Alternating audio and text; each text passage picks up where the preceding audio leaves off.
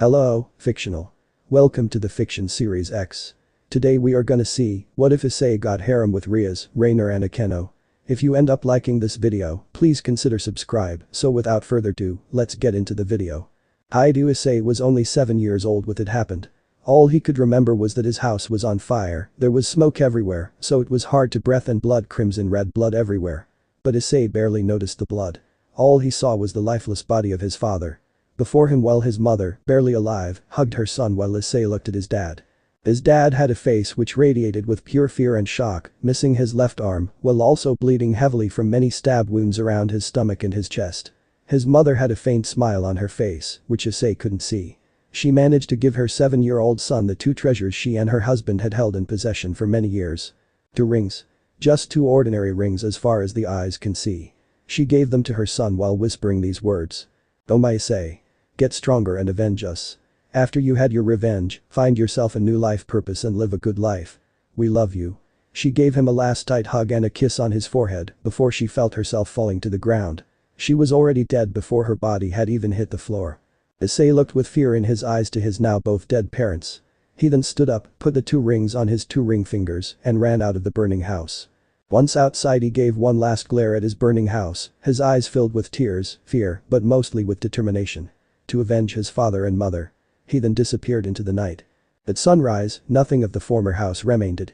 The only 2 things were found was the ash of a father and a mother of a son who had disappeared and a black feather. "We love you." Those last words made Issei wake up for yet another day. The now 17-year-old boy with brown spiky hair opened his hazel-colored eyes and looked up against the leaves of the tree he was sleeping under. The day would be the last day he will have to live outside. He managed to get an apartment close to his new school he would be attending, Kuo Academy. Issei was in fact back in Kuo, although he still didn't like it there very much. Putting his thoughts and feelings aside, he pulled himself up and walked towards the nearest lake for a short and refreshing bath. If he was going back to the city he once and now again will live in, he had to be at least a bit clean. Taking off his shirt, which revealed his muscular chest and a well-toned six-pack, his pants, his socks while leaving his boxer shirt on, he jumped into the cold water to clean himself in all his places. The cold didn't bother him, he was used to it. Over the years, Issei had built up some kind of immunity against cold and extreme heat, which proved to be useful from time to time. Once he thought he was clean enough, he got out of the water, concentrated for about half a second, and immediately after that, his whole body was covered in flames to dry himself. 1 second later he was dry once again and dispelled the flames surrounding him. After putting on his new clothes he bought yesterday when he shortly visited the small town to get some food and clothes, with the short amount of money he had left, he sighed and started walking out of the forest with his hands in his pockets and a tired expression on his face, preparing himself to enter society once again. Issei stood in front of his new apartment where he will be staying for the next few years after he finished high school. It wasn't too big, but also wasn't too small to make it uncomfortable. Inside his apartment was a small living room with a kitchen attached, 2 bedrooms, 1 bathroom, and he had a balcony which looked over the small town. Issei opened the door to the balcony to take in the nice view he had from there. He could see the school which he will be attending in a few days. It was a really big school that first was for girls only. Since a few years, it's been transformed to a co-ed school, but there will still be more girls than there were boys. Tomorrow morning, Issei had to go to the school to pick up his school uniform and his school program so he could see in which he will be and what kind of lessons he had. But for now Issei decided to get used to his new apartment and thus he sat down on his couch to think about what he will be eating tonight. At least the couch is a lot softer and warmer than the cold hard ground I had to sleep on in the forest. Issei said to himself. Rias Gremory was sitting at her desk while a big pile of papers were in front of her, all of them were applications from people who wanted to join her club, the occult research club Aka the Orc. Rias knew she wasn't going to let anyone join her club, so she lifted her left hand upwards, to which a red magic circle appeared above the pile of papers, and all of them were gone in a second. Magic is so convenient when you need it, she thought by herself, while a girl with long black hair, which was in a ponytail, purple eyes and a chest for to which men would give their lives for to hold them, gave her a cup of tea. "Thank you Akeno," Rias said while looking at the black-haired girl. She gave her a little smile in return. "Ara. Still working hard I see," she said back to the crimson-haired girl with blue-green eyes and a bust and hips that rivaled hers. Rias nodded in return while sighing. "Everyone just keeps applying while they know I won't accept them," she said with a tired look on her face. Akeno thought for a second and then said. "I think you should take break for today. Go out and eat somewhere. I will take over the rest of the club activities." Rias thought for a second before nodding and saying. Thank you, Akeno. I would you see tomorrow then. Bye, President.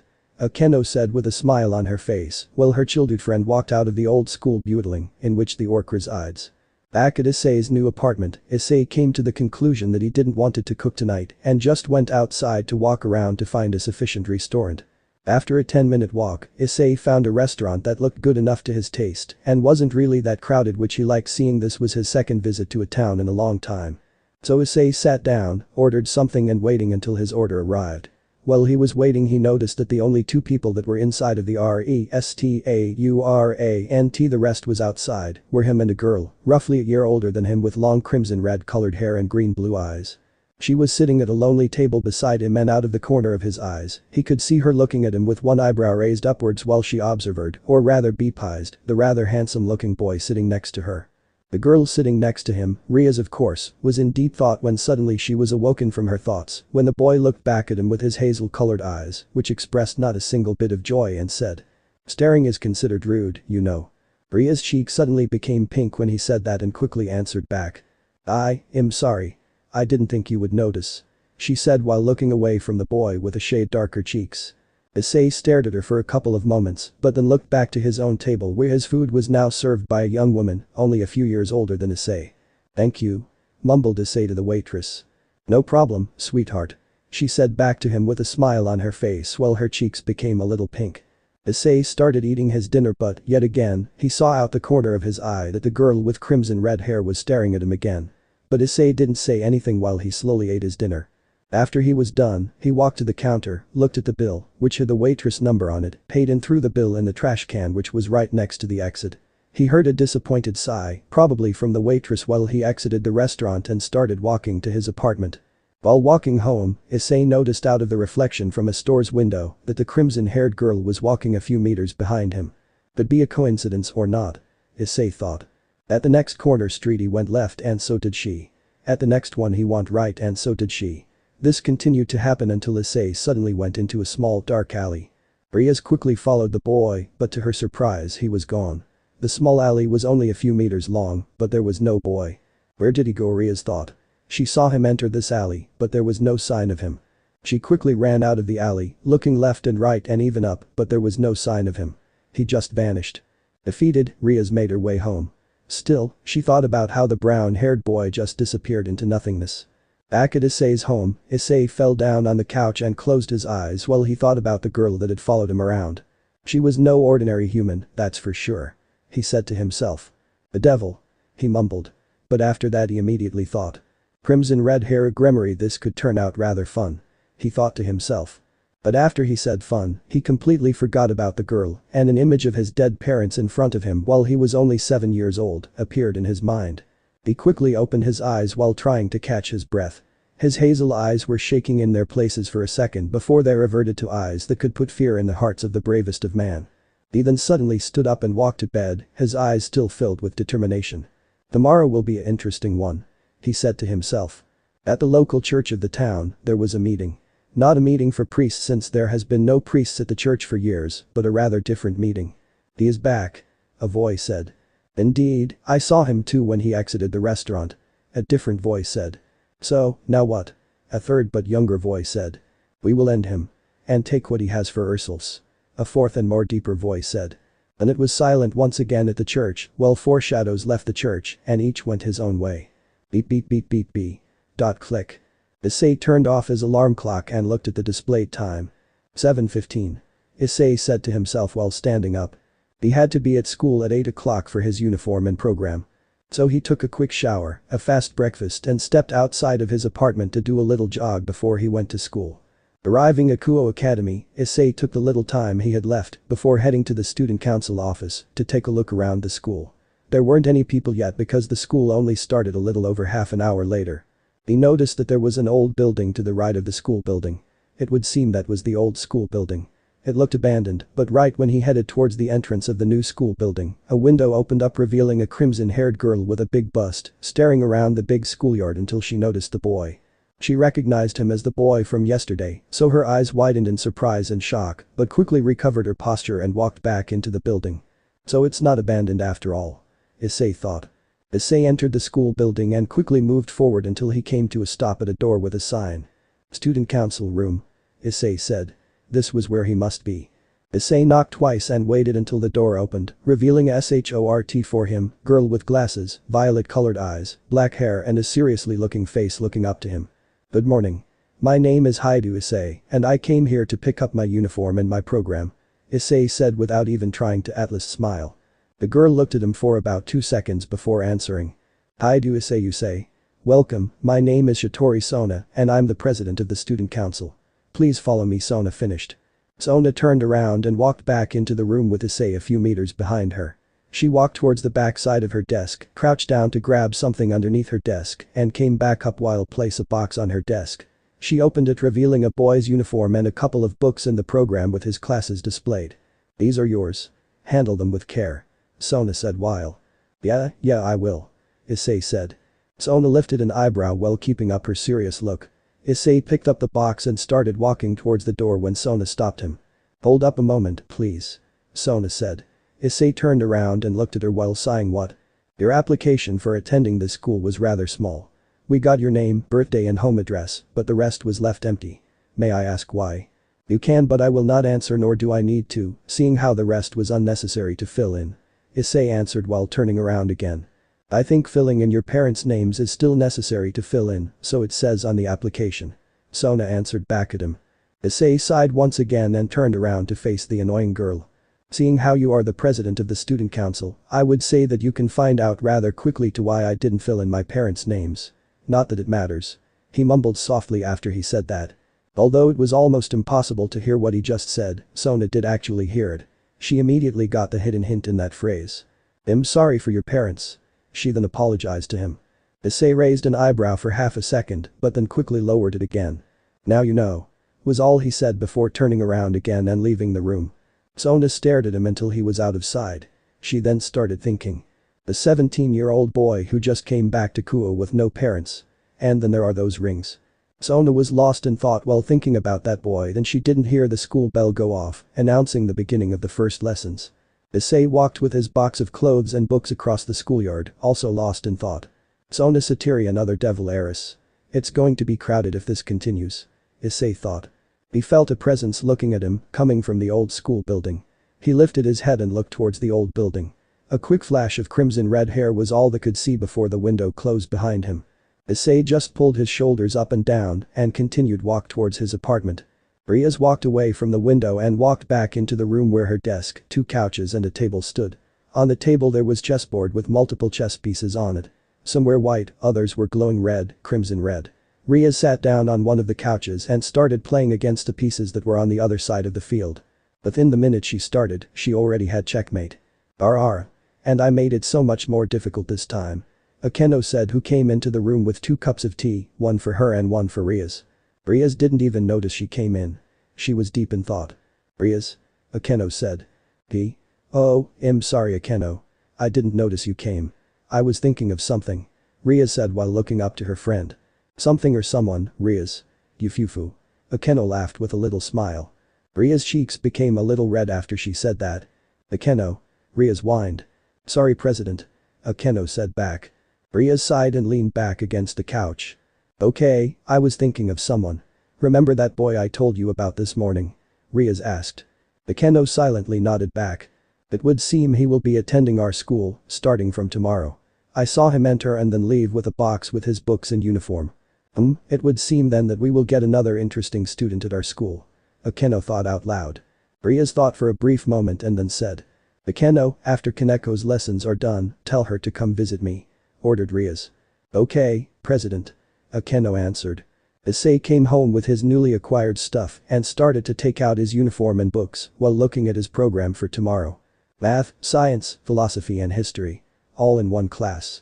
Sighed Issei while holding the program in his left hand and his uniform in his right hand. At least the uniform doesn't look that bad. He thought. For the rest of the day, he decided to take it easy and so he stayed in his apartment for the rest of the day. Issei woke up the next day with quite a good mood. He took a shower, put on his new uniform that fitted well despite his rather broad build.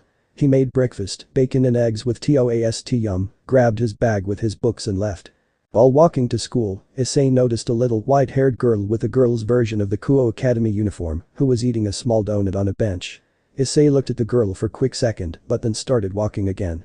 Behind him the little white girl stood up from the bench she was sitting on and started following Issei. She is also devil, but there is something else about her. Issei thought. While trying to figure out what made the little white-haired girl so different from the other devils had he met so far, he didn't notice that he almost walked past the school. Mumbling to himself of how stupid he could be, Issei corrected his mistake and walked towards the school. Once on the schoolyard, he saw that were already a lot of people, and they were looking at him. Well, I'm new here, of course, Issei thought with a short smirk before walking further. He then heard the students around him talking about him. Hi, he looks cute. PFFFT, cute. I would say he is handsome. Is he a model? I don't think he is, but if he applies for one, he will certainly end up as one. Oh no, now we have two princes at our school. Well, the girls like me, that's for sure. Issei thought. The boys however looked at him with very differently than the girls looked at him. Having Prince Charming around was already hard enough, now we get another one, damn it. I already, you bastard. I was so close to getting her attention, but she laid her eyes on him for 1 second and now she acts like I don't exist anymore. Yeah, the boys just see me as a potential threat of taking the girls away. Issei sighed while thinking about how stupid boys of his age can be. While only a few meters away from the entrance, he felt the same presence he felt yesterday and knew where it was coming from. He turned around to look at the old school building and there she was again. The girl with the crimson red hair, Rias. The two stared at each for 2 seconds until Issei came up with something. He winked with his right eye and immediately after he had done that, the face of the crimson red became just as red as her own hair and she quickly walked back into the building. Issei gave a small smirk, confirming his suspicions. He turned around and entered the school. Inside the old school building, Rias still had a flustered look on her face when Akeno came in. Seeing the still a little bit red face of her childhood friend, Akeno decided to tease her. Rias. What happened that made you so flustered? Akeno asked with a teasing voice. Rias, who didn't notice that Akeno had entered the room, quickly turned her head to the left so she didn't have to face her friend. Nothing, Akeno. Rias said with a small voice. Did a certain someone laid eyes on you? Akeno asked, still with her teasing voice and a smile that said that Akeno knew exactly what was going on. What? No, what are you talking about? It's just a little hot in her. Rias lied while her cheeks became one shade darker. Okay, Rias. Akeno said. The fact that her cheeks became darker than they were before confirmed her suspicions before changing the subject. By the way, Rias, Kaneko has returned. Would you like to see her now or after school? Rias, who was happy they weren't talking anymore about the previous subject, nodded while saying. I would like to see her now. The sooner we know more about that guy, the better. Alright, President. Akeno exited to room and came with a little white-haired girl. So Kaneko, have you found out anything useful about that guy? Rias asked. Kaneko nodded before telling what she knew about him. Issei was waiting outside of his classroom, waiting until his teacher said he could come in. His new class would be 2B, and he hoped it would be a really calm class without having any weirdos or something like that. From the outside of the classroom, he could hear his new teacher. Alright class, today we are getting a new transfer student. And no, it's not a girl and yes, it's a boy. The class had mixed reactions. The boys were not all too happy seeing how every new boy is a new rival that could take the girls away from them. The girls were mostly happy, but there's some who thought they were getting a new pervert into the class. You may come in now. Issei heard from inside the classroom. He sighed and opened the door, stepping into the classroom. He walked to the desk where his teacher stood and introduced himself. Good morning everyone. My name is Issei, but you can call me Issei if you want. Please take care of me. He said while bowing down for half a second. A handsome gentleman. Ugh, handsome and well-mannered. Could this get any more worse? Look at those muscles in his arms. Already, pretty boy. Well, at least it's no different than that is was outside of the classroom. Issei thought, hearing all sorts of mixed reactions. Alright class, that enough. The teacher said.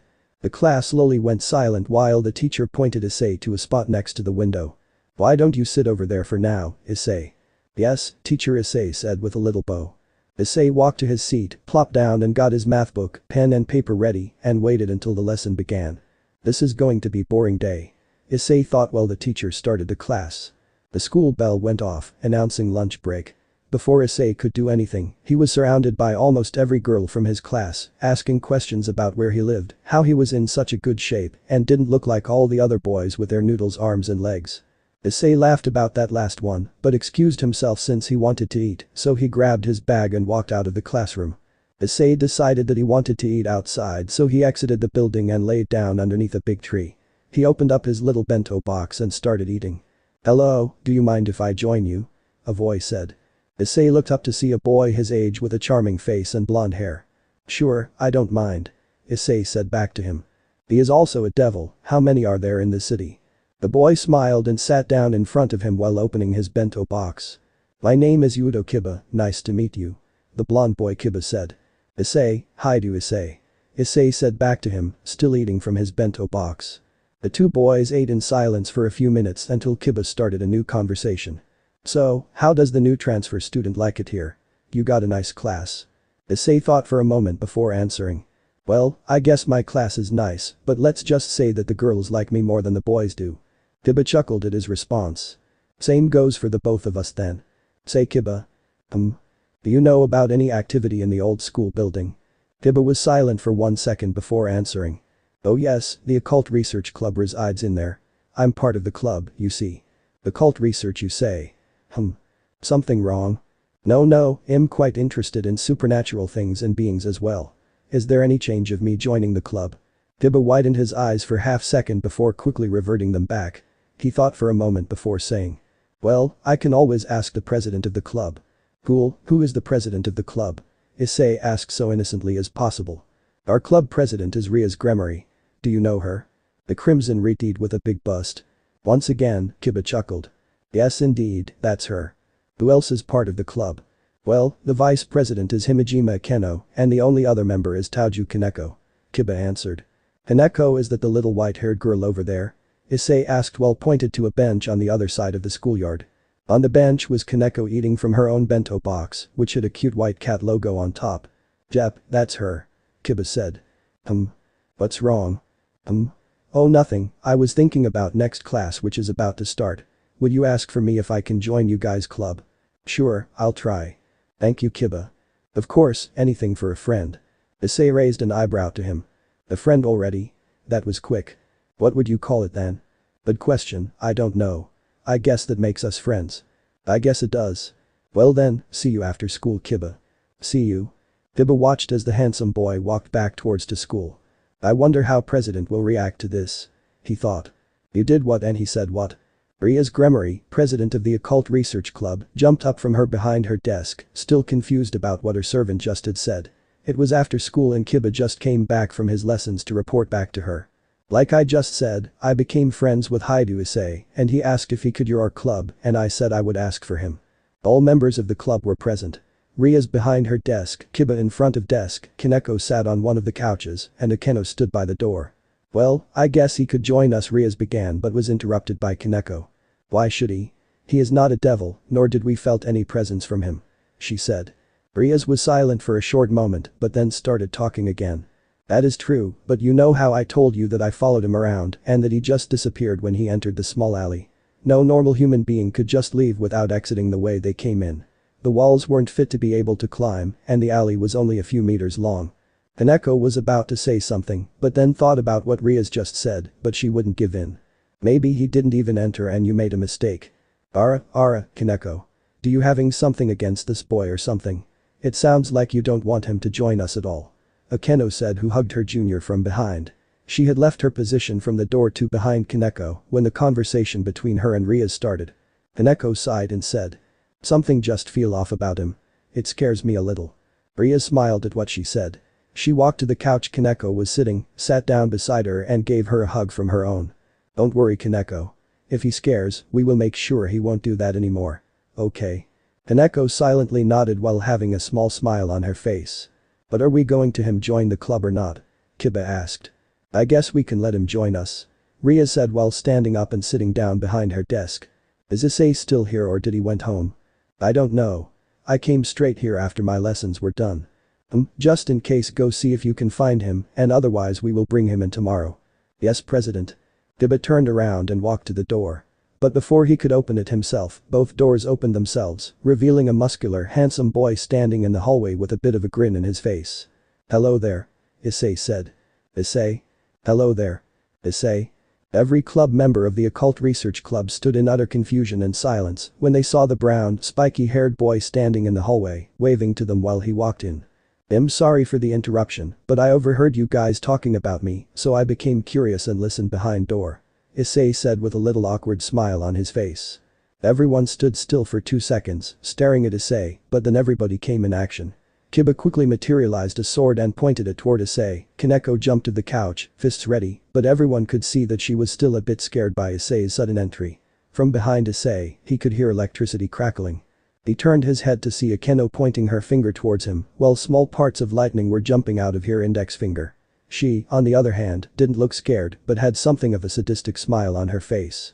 Rias was the only one who didn't try to attack Issei, instead she folded her arms underneath her big breasts while giving an intimidating glare at Issei.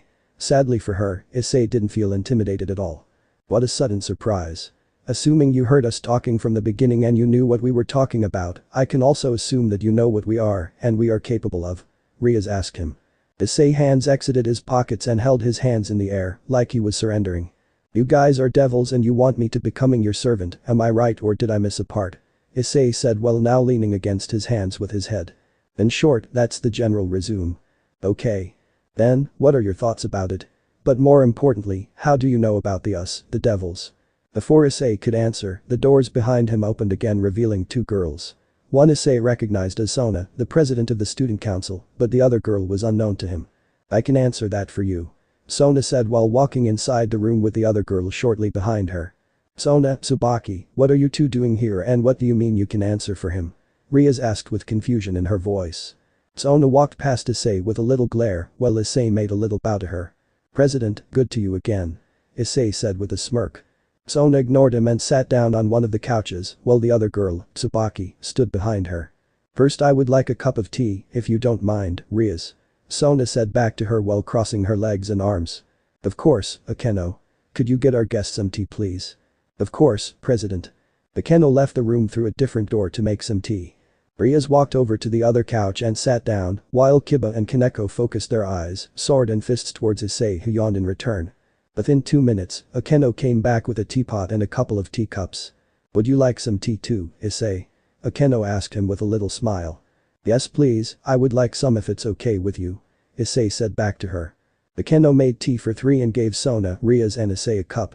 After that she stepped back behind Rias while looking at Issei who just took a little nip from his cup of tea. This is some good tea, Akeno. Thank you very much, Issei. Akeno giggled. Now Sona, please answer my question I asked earlier. Rias said a bit impatiently towards the girl in front of her. Sona adjusted her glasses and gave a short glare to Issei before speaking. I did some background research on Issei to find out more about him and I discovered how he is related to us or more, the supernatural. Oh? Was my application for this school not enough? Issei teased her. Most certainly not, seeing you only filled in your name, age and the street you live in. Now don't interrupt me any further. Issei shrugged his shoulders at that, but he kept quiet, looking forward to what she had found out about him. Good. As I was saying, I looked a bit into your past and discovered something rather dark. She looked up to the boy. Is it true that the incident of the 10 years, in which a house was set on fire and nothing of it remained, had anything to do with you? Yes. Is it also true that your parents died at that incident? The room went completely silent after that. Everyone looked at Issei while his eyes were covered with parts of his hair while his hands formed into fists. Then, out of nowhere, the room temperature increased significantly when a red aura started to erupt from Issei's body.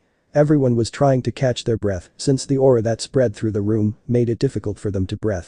Then suddenly the temperature dropped again, the red aura was gone, and everyone could see Issei smiling at Sona. Yes. He answered normally as if nothing had happened. Everyone was still trying to catch their breath before Sona spoke again after breathing in and out for a short moment. So my suspicions were true. 10 years ago, your family was slaughtered by the fallen angels and you were the only one who survived.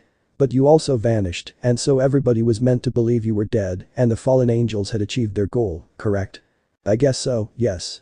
Almost everybody had a shocked face after that sentence. Akeno also showed a little bit of fear and hate in her purple eyes. But that is half true isn't it? Sona continued. Maybe. Everyone, except Sona, widened their eyes with that response. The fallen angels wanted more than he and his family dead. What else would they want? They wanted something your family had in their possession, isn't it? I don't know, you tell me. Issei said without showing that he knew exactly what she was going to say next. Then how did you get those rings? Everybody's eyes went to look at the 2 rings Issei had on his 2 ring fingers. On his left was a normal silver ring while on his right had a ring that was almost identical to the one on his left hand. The only different thing was that the right one was made of gold. These? He said while holding them up. I bought them a week ago from a 100 yen shop. There is nothing special about them. Maybe about the right one, but the one on your left is not an ordinary ring, and you know that. Issei sighed. Oh well, might as well tell them now, otherwise they are going to keep bothering me. Issei softly mumbled but hard enough for everyone to hear. So you do know. Sona exclaimed. Of course, otherwise what would be the use of these, decoration for fingers? Issei held his left hand up so that everybody could clearly see the ring. Then a crimson-red light formed around the ring. After a second, the light vanished and everybody could see that the ring had changed. The ring now had devil wings with golden engravings on the side, while a ruby was on top of the ring. Issei smirked when he saw the confused but amazed faces of everyone in the room. Only Sona didn't change her expressions. She suspected this from the moment she walked in. The ring of modification. She said. Indeed. Wait, what? Rias asked with utter confusion. The ring of modification allows the user to change to whatever species he would like to be, Rias. Once again correct, Sona. You really know how to do your research. Issei said with a smirk. Allows to change to whatever species the user would want to be. How does that even work? Rias asked. Well, like this, Issei said. The ring flashed once and behind Issei's back unfolded 2 pairs of devil wings. What? That's impossible. Almost everyone yelled except Sona, who was still surprised that he had 2 pairs of devil wings instead of 1. 2 pairs of devil's wings when you aren't even a real devil yourself. Impressive for a mere human. Rias looked at the boy with the devil wings on his back. She herself only had 1 pair of wings, and so did the rest of her peerage, and everybody in Sona's peerage too, including Sona herself. He is stronger than everybody else in this room and this city. Rias thought. Impressive indeed. She mumbled. Thank you for the compliment, but this isn't everything. The ring flashed again. Now the ring also showed cat paws on the devil wings. Issei himself also changed. His hair turned white while from his head 2 cat's ears appeared and a white tail formed behind his back while still having his devil wings out. I can even be multiple species at once. Issei said while giving a small glare to the small white-haired girl on his left who had a complete look of fear and shock in her eyes when she saw the ears and the tail. Everyone was silent once again, looking at the boy with now white hair, white cat ears and tail, and his black devil wings on his back. The ring flashed one more time, and the wings, tail and ears disappeared while his hair reverted back to brown. There is just this downside that, since I'm only human, it takes a lot of power to change from species to species or to be multiple species at once. Issei said while breathing a little bit faster than he did before. Beside changing my appearance and species, it is also a quite useful ring, seeing how it helps me hiding my other presence. Other presence? Rias asked. Yes, my other presence. Issei said when suddenly on his left arm a red gauntlet appeared with a green sphere on the back of his hand. You're the Red Dragon Emperor. Rias exclaimed. Well, good job figuring that out. Seeing from your face, Sona, I can assume you didn't know about this when you tried to find information about me. Sona had a surprised look on her face when she saw the red gauntlet appear, but quickly got back her serious face while looking at Issei. No, I did not. 1 point for me then. Issei said with a smirk. So you are the Red Dragon Emperor, and you have a ring that can change yourself in whatever species you like, and it can hide your presence. Summarized Rias. Yes, that is correct, but that is still not all. There's more. Yes, and you can have one guess before I reveal it. Everyone looked at Issei with quite a flat look. He thought all of this was just a game. Just cut this already and tell us what you want to say. Sona said out loud, a bit irritated, while sighing. Alright, take it easy. Issei said while lifting up his right hand so that everybody could clearly see the golden ring. The green light emerged from the ring, and a second later it was gone, revealing a new ring. The ring now has a golden dragon head on top of it. On its forehead was a large emerald. On the ring's side were now red engravings. What kind of ring is that? Rias asked without looking away from the ring, amazed by its beauty. This is the ring of the Red Dragon Emperor of Domination. Issei said while a small green flash covered the ring. So, what does it do? Rias asked, eager to know what the ring was capable of. This. Issei said while the ring flashed one time and then started to expand. Within a second his right arm had the same gauntlet as the one he had on his left. It's really not something special, it just allows for another gauntlet so I can expand my power 2 times faster. It was then the green sphere on his left arm became a lighter color green, and from the sphere came a grumpy voice. It's really not something special. My dragon acid is. You're lucky you're one of the strongest hosts I have had in a long time, worthy of that ring, otherwise I would have just taken it back from you. Hello Drake, good to hear you again. I thought you were sleeping. Issei answered the voice casually. I was, until you let your ore leak again. I was just dreaming of beating the hacker Yuiku when you woke me up, rather rude. Now if you don't mind, I'm going back to sleep. It then became silent once again in the room. Nobody expected to hear the Red Dragon Emperor himself to talk to his host like that. That also counted for the host himself too. Issei let his two gauntlets disappear while mumbling about how lazy a dragon sometimes can be. He then looked around to only see shocked and surprised faces. What? Do I have something on my face? Did the heavenly red dragon just say that you are one of his strongest his hosts he had in a long time? Rias asked, still with surprised look on her face. Well, yes. According to him at least. Issei answered. Lazy dragon. Issei mumbled again. After that an awkward silence covered the room until Issei spoke up. Well, if that was everything, I will be going home now. I need to start with the math homework my teacher gave me today. Bye. Everyone was dumbfounded when he said that. Hold it. Rias quickly said to him while standing up rather quick from the couch she was sitting on. Issei turned around to face the Redeed. She was a bit ashamed because she made it sound like a command instead of asking him nicely if he could stay for a little longer. What's the matter? Issei asked with an eyebrow raised. You said earlier today that you are interested in joining our club. Do you still want to? Rias asked him, almost begging. Issei held a hand underneath his chin like he was thinking. I don't mind joining your club. He then said back to her. A short sigh of relief could be heard from the Crimson Redeed before she spoke again. Her fellow club members weren't as relieved as their president, but they were at least relieved that he wasn't an enemy and they were on friendly terms now. That's great. We would like to welcome you then to stay a little longer to celebrate our newest member. A little celebration is always more fun than doing your math homework. Alright, I'll stay. Rias smiled at his response and gave Akeno the order to get more tea and maybe a cake. I'll be leaving then. I have got some paperwork to do. Sona said while standing up and walking towards the exit with Tsubaki close behind.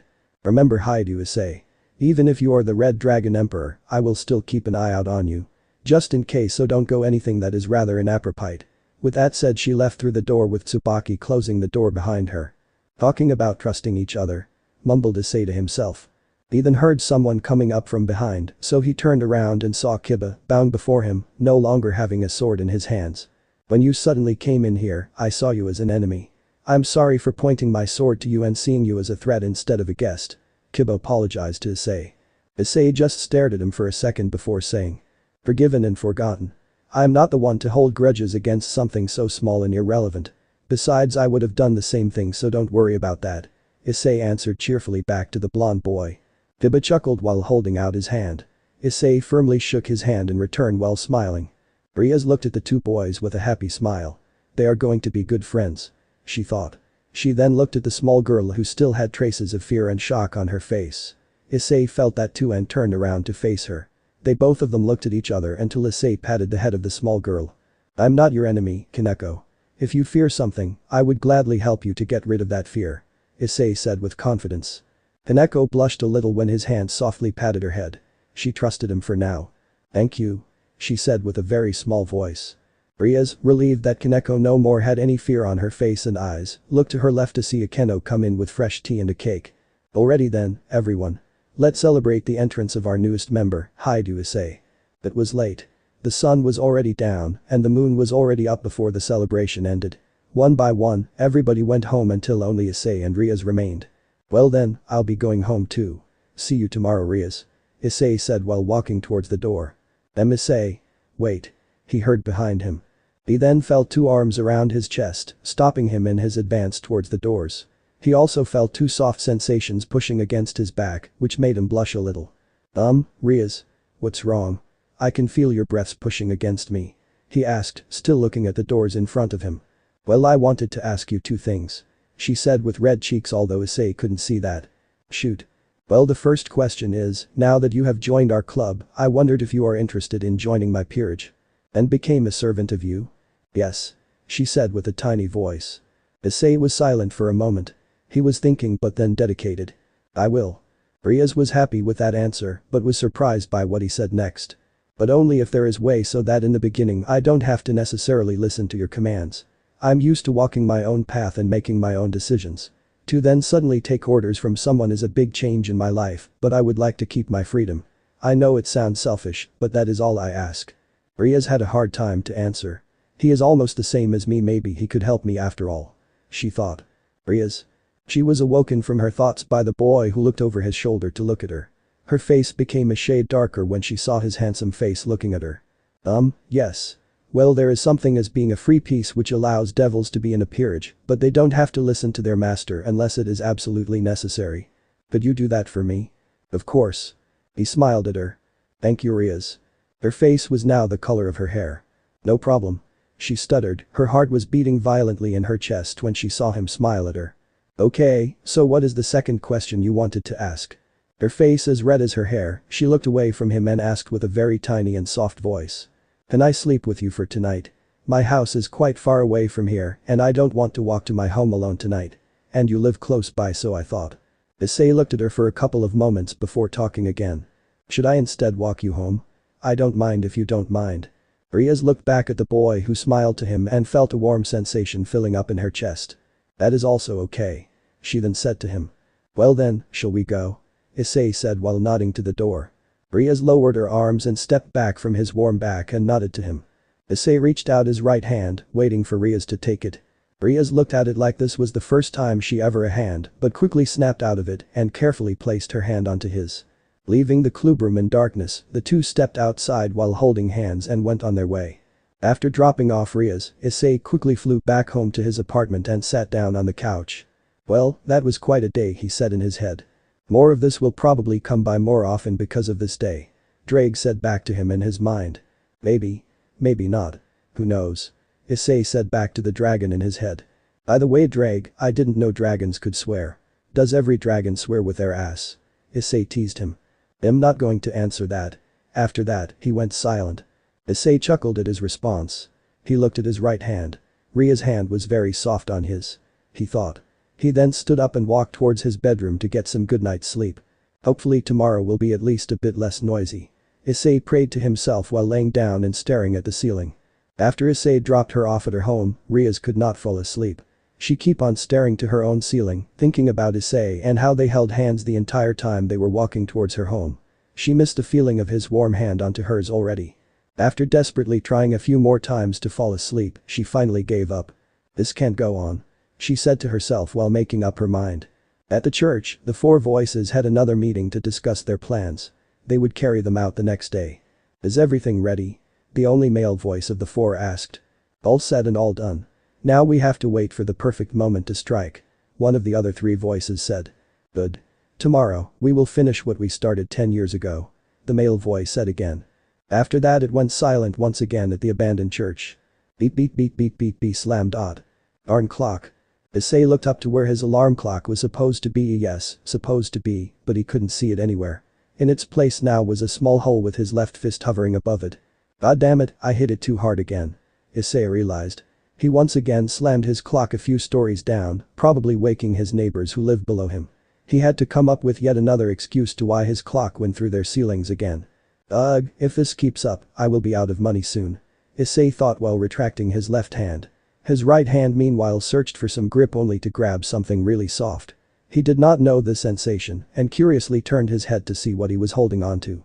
When he did see what he had in his right hand, he was unable to either speak nor think nor do anything else when he saw a young lady with crimson red hair laying next to him, holding onto him like he was her own human pillow, which Issei completely didn't notice. Meanwhile, his right hand had still taken hold of one of her enormous breasts. He quickly let go, but before he could retract his whole arm, the crimson-haired girl grabbed it in her sleep while she tightened her grip, and in doing so, she further pressing her own slim body against him while taking his right arm in between her nude breasts and enveloped them around his right arm, taking it captive in a soft bouncy prison of breasts. She had a lovely smile on her face while she was calmly breathing in and out. Seconds became minutes and minutes felt like hours before Issei's brain finally made the sudden realization that Rias Gremory was in her birthday suit in all her glory, in his bed, sleeping while tightly holding onto him like her life depended on it. Issei gulped. Okay, calm down, calm down. You didn't do anything. She probably had a good reason to do this, so don't freak out and don't make any sudden movements. Issei said to himself while suddenly sweating nervously. Sadly, and at same time lucky for him, Rias started to wake up. She opened her eyes for half a second before flashing her beautiful green-blue eyes a few times to get just to the small parts of sunshine that shined down on her from behind the curtain behind Issei's bed. She looked up to see a nervous and sweating boy looking down at her, whose brain still really couldn't figure out what the hell was going on. "Good morning, Issei. Did you sleep well?" Rias asked him while stretching her arms into the air to further drive out the last tiny bits of sleepiness. Her big, developed breasts bounced around while she was stretching. Rias, who did this gesture on purpose, had a big smile on her face when she saw the boy in front of her became almost as red as her own hair, but he still didn't look away. Issei's brain just couldn't figure out what was going on. Rias smiled at the boy and leaned in to give a quick short kiss in the boy's right cheek with her soft lips. Suddenly, inside Issei's brain, there was a small shock which jump-started his brain with all its might. "What are you doing here?" Rias Issei yelled while quickly jumping up off his bed and walking back until he could feel the safety of his walls behind him. Another hit of realization just came in when he figured out he himself was also naked, giving Rias a quick but good look at his manhood before he quickly covered up with both of his hands. "And why am I naked?" Issei followed up. He always sleeps with his boxer shorts on, so he was very confused when suddenly he didn't have them on. Rias sat on the edge of the bed, lifting her left leg up so she could lean on it with her hands on top of it while her head rested on top of her hands. Her other leg was hiding her womanhood behind it. She smiled at him. "To answer your first question, I couldn't quite sleep last night and so I thought, why don't I just use this chance to get closer to one of my future servants?" She said with a devilish smile while her cheeks became a little pink. She just managed to keep her serious look and not burst out in laughter. Issei still had a shocked face while she explained why she was in his bed. "But did you have to do that while not wearing any clothes, and besides, why did you have to undress me for you to sleep next to me, assuming you did that?" Issei said to her, a bit louder than when he would normally talk to someone.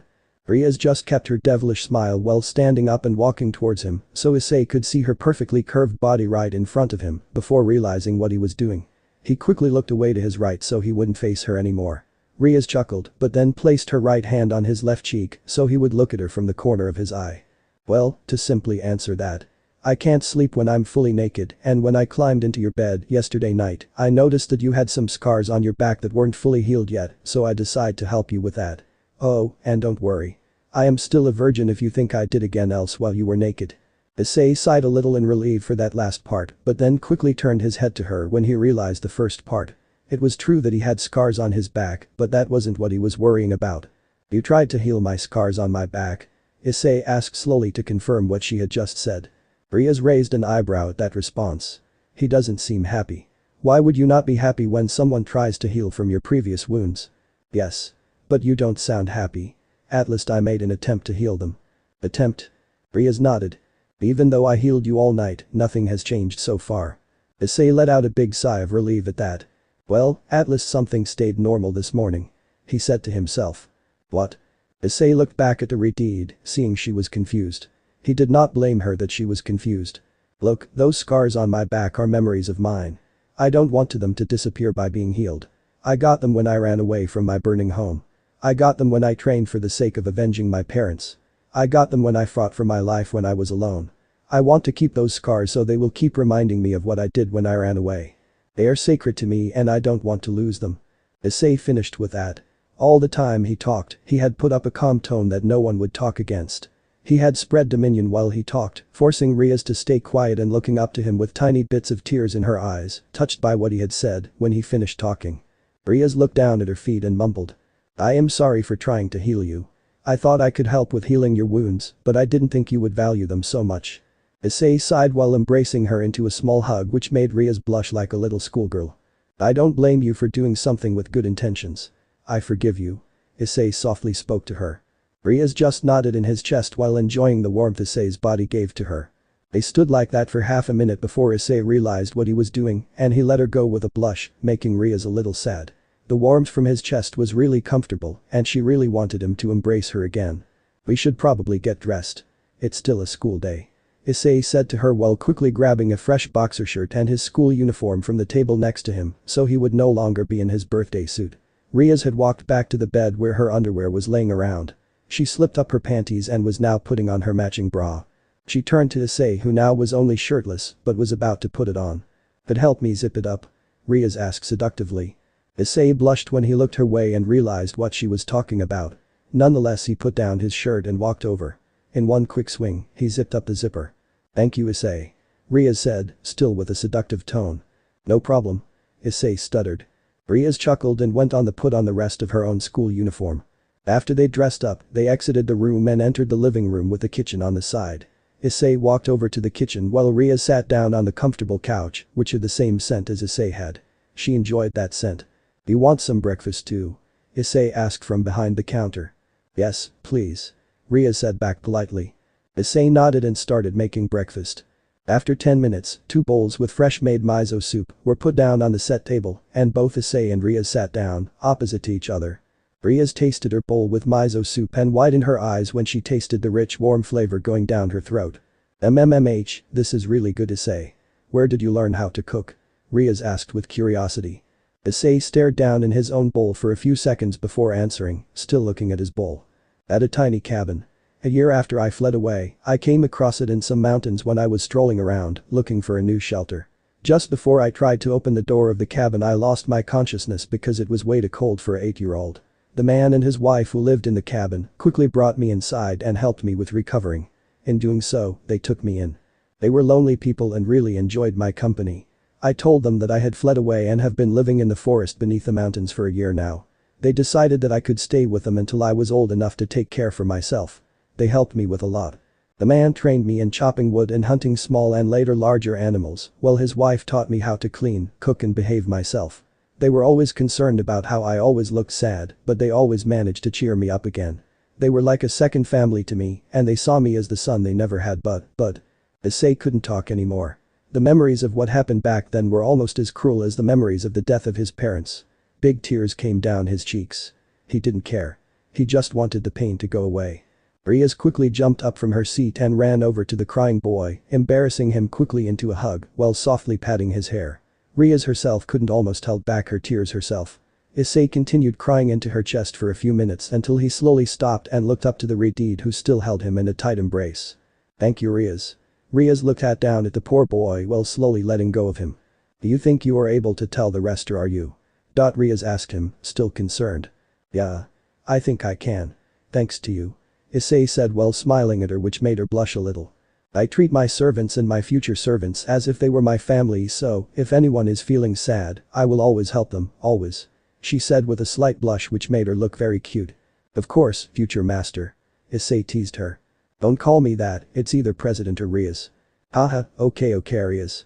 Rias smiled when he saw that Issei was cheering up again. "So what happened next?" Rias asked while sitting down again on the other side of the table. Issei sighed, thought for a second, and then spoke again. "After what would seem like a year and a half, the same thing happened as what happened to my parents and my former home. I was out hunting when I heard an explosion and screaming, echoing against the mountains. I instantly knew what was going on. Something was wrong at the cabin. I ran as fast as I could, only to end up too late. The cabin was burning away while the corpses of the man and woman were in front of the house, slaughtered beyond reason. Those we came here probably searched for me, but couldn't find me because I was out hunting. The woman wanted to make some beef stew that night, but we didn't had enough meat, so I offered to go out. That saved my life, but it took their lives instead. Since that day, I have wandered alone, not wanting to get close to anyone. I didn't wanted any more lives to be taken away because of me." Issei let out a big sigh of relief now that he has opened his heart for the first time in his life. Now he didn't have to bear these thoughts alone anymore. Issei looked up to the Crimson Redeed, who was wobbling in her seat, unable to sit still and looking at her feet. "I am sorry." "For what?" Issei asked with confusion in his voice. "I am sorry that you had to tell me this. I didn't know what you have been through, and now I feel sorry for you that you had to rewind those horrible memories just to tell me. I'm sorry." Rias had her head down while she was talking, but when she finished she once again stood up and gave Issei yet another hug to comfort him. The thing was, she literally jumped on him, which made the chair Issei was sitting on fell over, so the two teens were now on the ground, Issei being closing embraced by the comfortable hug from Rias. Issei didn't really feel any pain when his back struck the ground, so he just sighed and slowly put his own arms behind Ria's back, not as strong as she did but still, further increasing the comfortable hug the two teens were in. "I don't blame you for anything. You were just curious, and that's just how people, devils, angels and whatnot are. Besides, I also had to rewind a lot of good memories those people gave me, and I hadn't thought about those in a while now, so thank you for that." The two teens just laid there on the ground not really wanting to let go of each other until Issei decided that it was enough. He slowly pushed back Rias by pushing her by her shoulders until he gained a good distance between each other faces. If you ever need talk about anything about your past, please just come to me and I will help you, okay? Rias asked with a certain tone in her voice, so you couldn't really say no to her. I will. Good. Both Rias and Issei got up again with a little blush, realizing what he had done just a few seconds ago. Issei then looked at his watch, so see what time it is. We better hurry otherwise we are going to be late. Yeah. Yeah, okay, let's go. Issei grabbed his bag and wanted to give Rias her bag, but before he could she said to him. I'm still a little tired. Would you mind carrying my bag? She asked with a smile that really made her look like she was a devil. Fine, but next time you carry your own bag. I may be a future servant, but I will be a free servant, so don't get too used to this too much. Issei mumbled to her while walking out the door. Rias just chuckled and followed him, closing the door behind her. Hi, look there is Issei. He is looking handsome again today. Wait, why is her carrying 2 bags instead of 1? Look, it's Rias Gremory walking beside Issei. Do they have a relationship? Oh, Issei is taken. Now I'll never get any good boyfriends anymore. As always, the girls loved him and don't seem to mind that one of the 2 school beauties is walking beside him while he carried her bag. The boys however were once again in distress. Nuo, why of all people did he get a relationship with one of the 2 school beauties? Could you just die already, pretty boy? I was planning to talk to her today, but now I have no chance. Curse you, hi to Issei. Yup, the boys still didn't like him. Not that he minded, but the fact that everybody immediately thought that he had a relationship with her was for him a bit unnecessary. He was just carrying her bag. Every boy here would gladly, without hesitation, accept to carry one of the school beauty's bags. Just sighing and ignoring the reactions around him, he continued walking towards the entrance until Rias came to a stop and handed her hand out take her bag so she could go to her own class. After school is done, come see me. I will have everything ready for you to become my servant. She whispered to him in his ear making Issei blush a bit. The fact that everybody saw what Rias was doing didn't help at all, so he just nodded and stared her down until she was out of sight. Sighing again, he made his way towards his own classroom, getting ready for another boring day. He arrived just on time and entered the classroom. He sat down on his spot beside the window and waited until class started. He then heard 2 pairs of feet quickly running towards him from behind. He turned around to see 2 boys with angry expressions on their faces running to him. They stopped right in front of him and started yelling. How dare you take Rias Gremory for yourself? The boy on his left shouted. He had shaved hair and wore his school uniform with an unbuttoned blazer. He was known as Mitsuda, former school sports star before entering the photo club and taking self-proclaimed high-quality photos of girls when they either were in their underwear or just not wearing anything at all. Yeah, how dare you? How much have you paid? 99.58 to 90 to walk with you so you could carry her bag? The boy on his right asked him loudly. He was known as Motohama or perverted glasses. He was called that way because, so he had said, has the ability to calculate a female's body measurements just by looking at them. It is also said that he has a special body where his power level plummets down when he takes his glasses off. Both boys were part of the perverted duo. They would peek at girls when they were changing, they openly talked about boobs and other body parts and measurements from the woman body and weren't ashamed by any of their actions. They also openly discussed certain movies they had seen the day before that weren't your everyday action or romance movies, you guys know what I mean.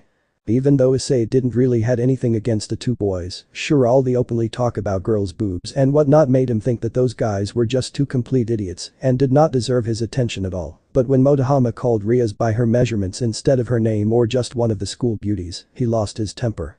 Issei respected Rias for who she was and he wouldn't on any circumstances let these sorts of insults go by. Issei grabbed both of the perverts' heads and slammed them against each other. Both boys fell on their backs while rubbing their side of their head where they got hit. Yo, what the hell man? Yeah, what the he? The boys looked up to confront the boy who slammed their heads against one another, but they were frightened when they saw the angry look on his face. Issei had crossed his arms and had a look of hatred on his face. I will not allow any of you to talk about President like that in my presence. President is a respectable woman just as every other, so don't go calling her by her measurements. Issei said with a calm but angry voice. The boys were curling back to avoid getting hit again before they noticed what he had just said. Wait. President. Did you? Don't tell me they let you join the occult research club, both boys yelled in unison, grabbing the attention from everybody in the classroom. Yes. Was the simple answer Issei gave them.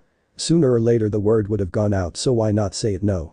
Oh my god, Issei was allowed to join the occult research club. Not fair, I have been asking to join for 3 months now, and he just joins after not even being a week at school. It's just not fair. So now, not only Issei has a relationship with one of the two school beauties, he has also joined the club where she is in with the other school beauty and the school mascot. Goddamn it man, why are you so goddamn lucky? The reactions on this news were mostly negative of course, but Issei didn't care. He still had an angry look on his face towards the perverted duo, who now quickly ran off to the other side of the classroom, getting as far away as possible from Issei, in case he wanted to smash their heads again. Issei just sighed as he sat down and waited, once again, until class started. School is way more boring than I thought. Why didn't I just stayed out in the wild where action is like, everywhere you look? Issei complained to himself while walking out of the school bugling towards the orc clubhouse. Cheer up partner, action will come soon enough. You and I can both feel that. Drake said to him. Awake once again, Drake. When are you gonna set a record for the longest time a dragon said anything to their partner? Oh don't worry, I was wide awake this morning when you discovered that retweet in your bed. Drake said with a snickering voice, ignoring Issei's question. Really man, that's the time you wake up when I'm going to be embarrassed. He was all Issei heard before he walked into the clubhouse.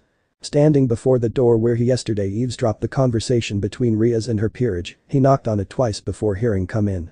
And coming in himself. Inside the main room, he saw Kaneko eating a little candy bar on one of the couches, Akeno coming in with some tea, and from behind a curtain in the corner of the room, he heard water falling down on the floor. He then realized that there was a shower in the room and that none other than Rias Gremory was showering right now. Quickly sitting down on the couch, avoiding eye contact to where Rias is showering, he saw Kaneko looking at him. Having perverted thoughts is forbidden. She said while still nibbling her candy bar. Yeah. I'm sorry, I was just surprised that there was a shower in the room. Issei quickly apologized. Akeno meanwhile hadn't said anything. When she noticed Issei, she had a quick look of fear in her eyes and on her face. She had quickly returned her usual smile before asking. Oh, hello there Issei, do you want some tea too? Issei, whose senses almost never failed him, could hear the uneasy's tone in her voice, and he knew why, but he didn't say anything about it. Oh yes please. As always you look good today Akeno. Issei said to the girl, trying to comfort her. She blushed a little, but nonetheless gave him a cup of tea. From behind the curtain, a short groan was heard, coming out of Ria's mouth when she heard the compliment Issei gave to her best friend. Is President a bit jealous? Akeno asked with a teasing tone towards the curtain. The curtain ripped to the side in one quick swing, revealing Rias with wet hair and a towel on her shoulders. She also had a blushed face. What are you talking about, Akeno? I was just enjoying the warm water from the shower Rias almost yelled at her. Ifufu, alright President. Akeno said with her teasing voice. Rias then looked at Issei. I'm sorry that I was showering when you came in. I couldn't take a shower at your home so I did it here. No problem, Rias. Issei said to her. Rias nodded and sat down on her chair behind the desk while she reached out to a magic circle on her right and from it, 8 chess pieces appeared and landed down on her desk in a nice horizontal line. The 8 pieces had a faint crimson glow when they stood next to each other. Seeing how you already possess the power of the Red Dragon Emperor and the Ring of Modification, I have taken the liberty of letting these 8 pawn pieces be modified to free pieces, so you will become a devil and a member of my peerage with the exception that you don't have to follow my orders unless it's absolutely necessary. Cool. Issei said while closely looking at the 8 pieces before him. How did you manage to modify them to free pieces? I asked Lord Beelzebub Ajuka, the creator of the evil pieces system if he could. He was a bit confused about my request so I told him about you. He was very interested in you and wants to meet you personally sometime in the future. Alright, I guess.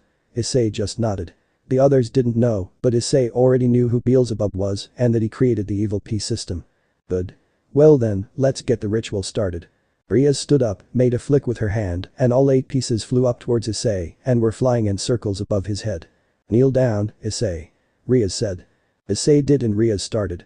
Hi do Issei, do you accept me, Rias Gremory, as your master, that you will follow me until you have breathed out your last breath and that you will follow my orders when it's absolutely necessary? I will. Then became my servant and be a devil in the name of Rias Gremory. The 8 pawn pieces lowered themselves until they were hovering around his chest area. The first 4 went in without any problems, but before the last 4 went into his chest, they gave off a long green light. When the light stopped shining too bright, they could see that the last 4 pieces were transformed into mutation pieces, and one by one, they went off into Issei's chest. After all the pieces disappeared into his chest, Issei felt strong and weak at the same time, so when he tried to stand up, his strength in his legs suddenly vanished, so he fell backwards, only to be caught in two strong arms of Kiba. "Hello there Issei, and congratulations on becoming a devil," Kiba said. "Kiba? When did you came back?" "I just finished my class and when I came in, the ritual just finished and you fell backward so I quickly caught you," Kiba explained while helping Issei to stand up again. "Thanks man," Issei said to him. "Don't sweat, I still haven't truly forgiven myself for what I did yesterday and this just helps me being one step closer." Issei just sighed. "Whatever man." He then turned around to face Rias, who had been staring at the conversation from the beginning and jumped a little when Issei suddenly turned around. "Well, I guess I am a devil now," Issei said so innocently as possible. "I guess you are. But I'm still surprised that the last 4 pieces mutated before entering your body," Rias said with amazement in her voice. "Well, come on. Shows your wings," she said while she unfolded hers as did the rest of her peerage. They all had but one pair of devil wings that basically were bat wings. Issei focused his power onto his back and from it, not 4 but 6 wings appeared. Apparently by become a devil, his demonic powers had grown a lot, so he now had 6 wings. "Well that's new," Issei said, totally not surprised by the NEWS he totally was but didn't show it. Issei is so strong already," Akeno said with a small sadistic tone in her voice which gave Issei the shivers. "Yeah, he is," Rias said, fascinated by the 3 pair of wings on his back. Issei retracted his wings and looked around to see Akeno with her sadistic smile on her face, Kiba giving him a approval nod, Kaneko stared at him with emotionless eyes but with a small smile, and Rias looked at with proud in her eyes. "Hey, don't sweat about it too much, guys," he said, a bit annoyed. "Alright, Issei," Rias said while walking back to her desk and sitting down. "Before you all go do your club activities, there is something we need to do," Rias said seriously, grabbing the attention from everyone in the room. "The Archduke has summoned us to kill a devil who has gone astray. It would seem that it's luring humans to him so he can eat them." Issei shivered at the thought. "It's our job to find him and eliminate him. It's also a nice learning trip for Issei here so he can get used to how we work in the field," Rias continued. Everybody just nodded while Akeno prepared a magic circle. Everybody stood in the circle when Rias asked. "Everybody ready?" "Yes, President," was the answer from all. The circle brightly lighted up and the club room disappeared. Suddenly, they were in front of an abandoned warehouse who hasn't been visited and abandoned for a couple of years now. Issei, at the moment the magic circle below him disappeared, felt a bit dizzy and had to force his legs to hold him in place, not wanting to fall again. Rias noticed and spoke to him. "You will get used to it. The first time anybody goes through a teleportation circle they feel a bit dizzy and sick." "Well count sick out for me then," Issei said back, already feeling better. "Actually, count both out, I feel a lot better already." Rias raised an eyebrow at that, but quickly lowered it again, remembering Issei bears a lot of power in himself, that just going through a teleportation circle should be nothing. "Good," was all she said before focusing on the closed door in front of them. "Well then, let's go," she said while opening the door, releasing a smell they all will not forget in a long time. Inside, it was a mess. Everything was broken, there was blood on the wall, and flies were zooming around corpses which were eaten until only bone remained. "Well, I know I won't be coming here again after this done," Issei joked around. No one laughed or sympathized with him, they were all too focused on the job that matters the most right now. Eliminating the stray devil. Issei looked around a bit confused because of this. Of course they didn't know that this really wasn't going to be his first encounter with a stray devil. So he just leaned his head backwards into his hands and calmly walked forward to where he already sensed the presence of a being with demonic powers. "My nose tells me dinner has arrived on his own. And this going to be one of my best meals yet," a creepy voice said. From behind one of the back pillars, a woman upper body appeared. The only thing was, it was floating in the air, leaving the rest of her body, if she had any, covered in the shadows. Another thing was, her upper body was completely naked, showing her big breasts bouncing around. Issei would feel a bit embarrassed for just staring up to her and her breasts, if he didn't already know that the rest of her body wasn't going to be at least a bit normal as her current appearance. "Stray devil visor, in the name of the Archduke and my family, we will end you for not listening to your master and leaving him," Rias said to her. "Come and get me then, dinner," Visor yelled while further stepping out of the shadows, revealing 2 large gross legs with sharp nails on both equally disgusting feet. "Issei, stand back. Kiba," Rias ordered. Issei saw Kiba get ready in half a second he was gone from where he first stood, running towards the devil who now was fondling her breasts. This made 2 magic circles appear around her nipples and out of those came yellow substance, quickly advancing towards them. He quickly pushed Rias out of the fire line. Akeno and Kaneko jumped away from it. The wall behind them, where the yellow substance hit, melted away because of it. Ugh, disgusting. Issei complained while reaching out for Rias, who was on the ground. She gladly took his strong hand and together they lifted her up. Thank you, Issei. Don't sweat it. Meanwhile they heard a scream coming from the stray devil. They looked towards her to see that Kiba had cut off the arms of the monster and she was now more angry than ever. You are familiar with the game chess, are you, Issei?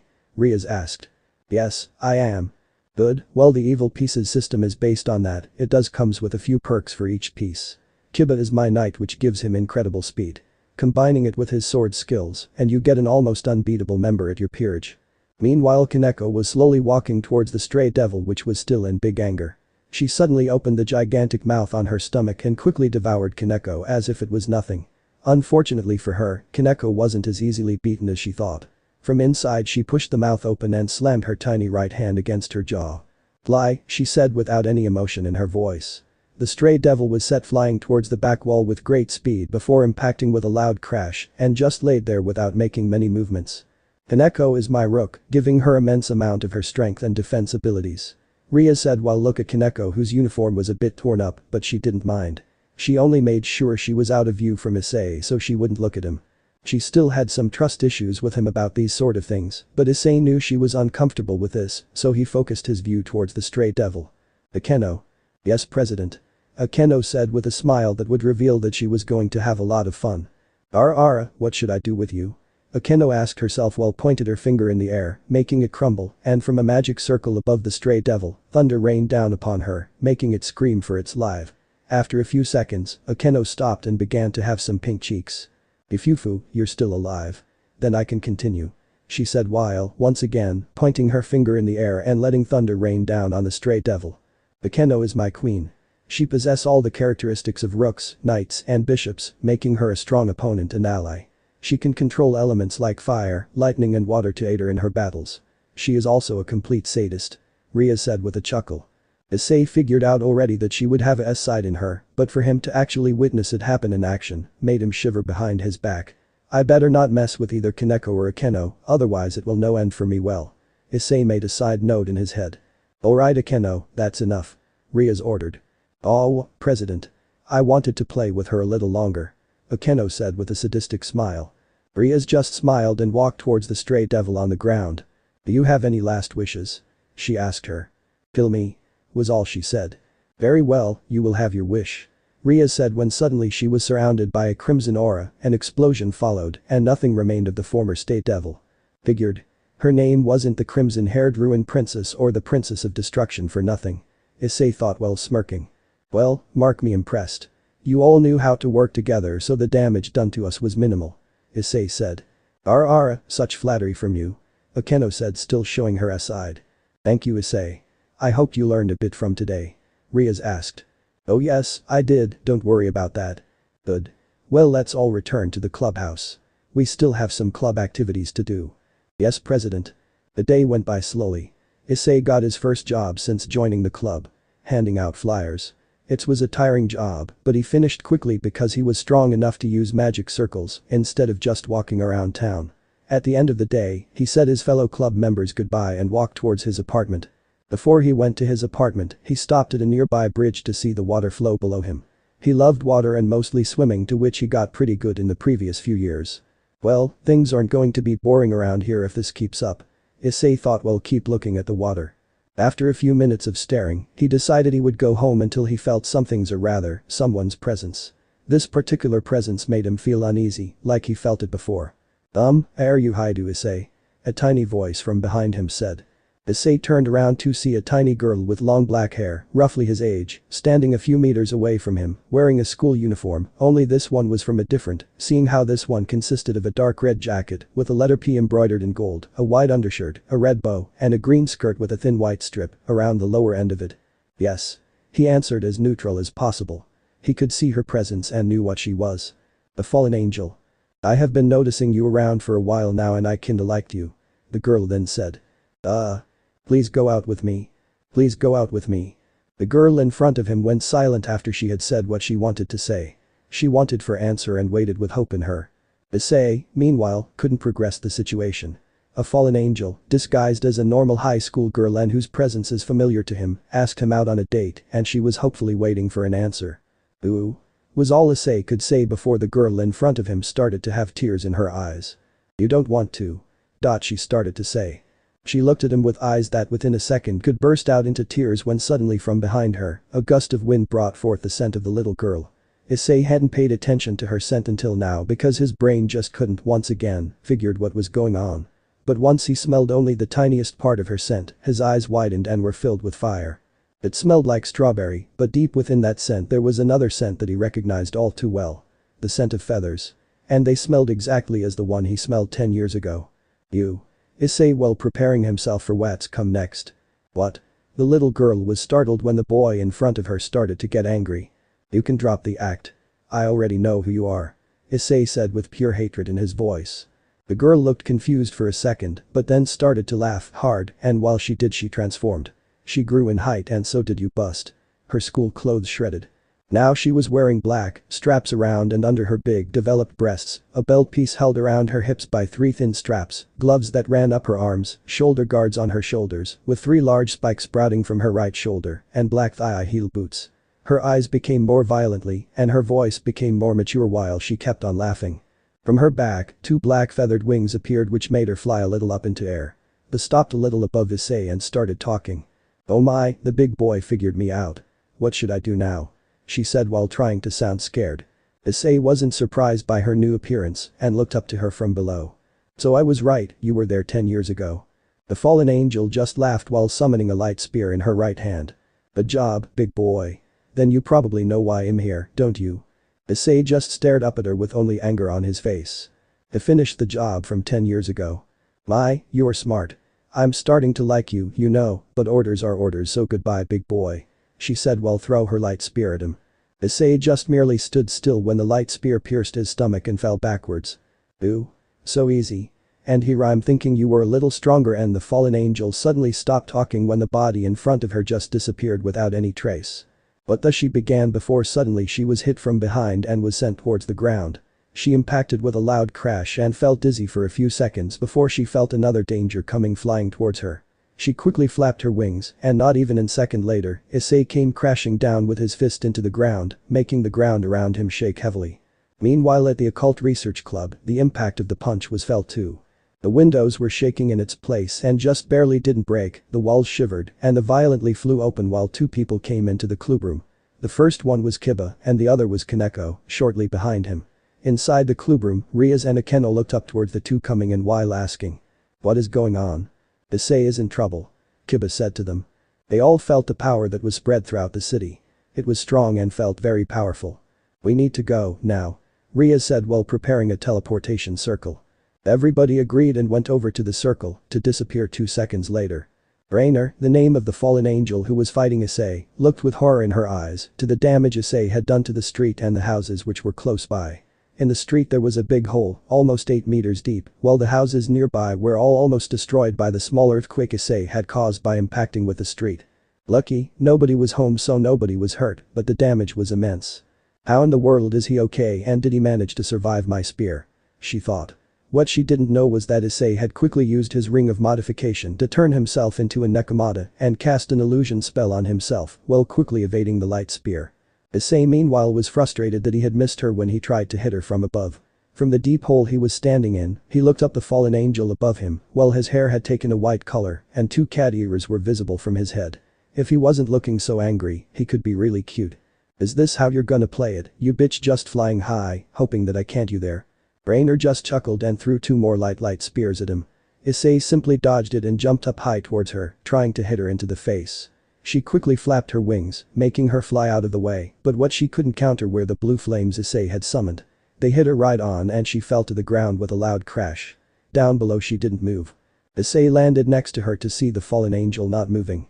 "I did it," he said to himself. "I beat her.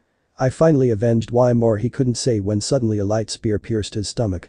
He was too distracted by the fact that he had thought he had won that he didn't notice the trainer was still alive. The spear piercing his stomach made Issei cough up blood and he fell onto his knees, having a look of shock on his face. Rule number 1: after you have beat your opponent, always make sure that they are indeed defeated. As you can see, I'm not. Raynare spitted at him, making Issei look up to her, while she just laughed above him. Issei couldn't see well, he knew he was dying. Because he is now permanently a devil, light was his one weakness. Because of that the spear burned inside of him. He looked at Raynare while she summoned another light spear. She had decided that she would torture him to enjoy her victory even more. She let the side of her spear slide against the side of Issei's right cheek, leaving behind a small burning cut. She kept on making small parts of cuts on his face, arms, legs and his chest. It was horrible to look at. Issei on his knees while bleeding from the big hole in his stomach and all kinds of small wounds all around his body, while Raynare was just laughing and enjoying herself. Lucky for Issei, she had decided that she would stop torturing him for now. She leaned down towards Issei's face to get a closer look at the boy in front her. It was almost impossible for him to be alive right now seeing how he was a devil and that he had taken so many light attacks, but here he was, still alive and with faint burning eyes looking towards her. Sadly, all good things must come to end, so I will claim my prize now and send you to your death. This is my revenge for hunting you for more than 10 years meanwhile all being punished and shunned by my people for failing a simple task. But no more, never again. Raynare spitted once again in Issei's face before taking her eyes of his face and looked to his left hand where his ring of modification was flashing around, trying to maintain his Nekomata form. Sadly, Issei's energy was vastly decreasing, so his white hair, which was covered in blood, turned back to his normal brown hair and his tail and cat ears disappeared. His ring stopped flashing and went silent. The ring on his right hand was still flashing hard. I'll be taking this now, thank you very much. Raynare said while reaching out for his left hand. Suddenly a massive surge of power hit her from her right side and was sent flying away before quickly flapping her wings and regaining her balance. She looked to where the massive surge of power came from and saw 4 people now standing closely to Issei. A boy with a charming face held his sword towards her while firmly standing in front of Issei, ready to protect him until his last breath. Next to him, a small, white-haired girl held a big chunk of stone in her tiny hands, ready to throw her out of the sky. A girl with long black hair and was wearing a traditional maiko held her both hands in front of her and from it, small parts of electricity crackled into each other. She had a look of disgust and hatred on her face. The 3 of them already looked intimidating enough but were nowhere near the crimson-haired girl who held Issei into her arms. From her, a deep dark color of crimson red was erupting up and down while she slowly breathed in and out while having a look on her face that only could mean one thing. Pure anger and hatred towards the floating fallen angel in the sky. Raynare gulped from the massive waves of power coming from the girl. She instantly knew she was at a disadvantage and quickly tried to fly away. They 4 of them wouldn't let her go that easy. Kiba had summoned a flaming sword and threw it towards her, while Kaneko threw her big rock and Akeno quickly sent forward some thunder. Raynare managed to evade the big rock but felt the burning sword hit her left leg for only a small second before a small cut was visibly while her left black thigh heel went up in flames. The thunder from Akeno partly hit her right wing but managed to stay in the air and quickly flew away, trying to ignore the burning feeling on her left leg and her right wing. After 2 seconds, she was out of eyesight and went to her base of operation. Meanwhile, Issei was dreaming again. Only it was not really a dream you would expect. Issei found himself in a room that was totally empty. There was nothing and all the walls were white. What is this? He asked himself. In a place you shouldn't be. A deep voice said to him. Suddenly, the room lit up into big flames and the white room disappeared. Issei looked around to only see flames everywhere he looked.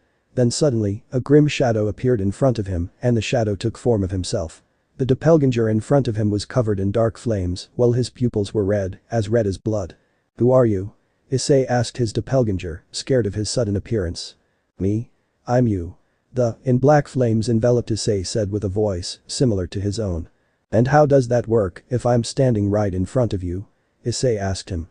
The doppelganger looked like he was thinking before answering Issei's question. That's a good question. He just said. Issei looked at him like he was insane. That's your conclusion? He asked his doppelganger. Yes. He said. Unbelievable. Issei sighed. He then looked around again. So what is this place? He asked. The doppelganger also looked around while saying. A place in your mind. He answered. But we won't be here for long. He added. Issei looked back at him. What, why? The doppelganger sighed and closed his eyes. You will wake up soon so I wanted to talk to you before I disappear again. Wake up? Issei asked. You mean I am still alive? The doppelganger sighed again. Yes, I just said we are in your mind. Of course you aren't dead yet. You are close though. How didn't I die from all the light attacks? I thought the light was the devil's one weakness. Issei asked with confusion in his voice. You are right but don't forget.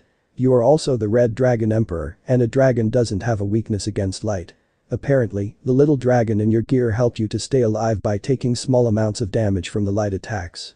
That's how you were able to stay alive. This will however affect him too, so when you wake up you won't be able to contact him for a long time. The doppelganger concluded.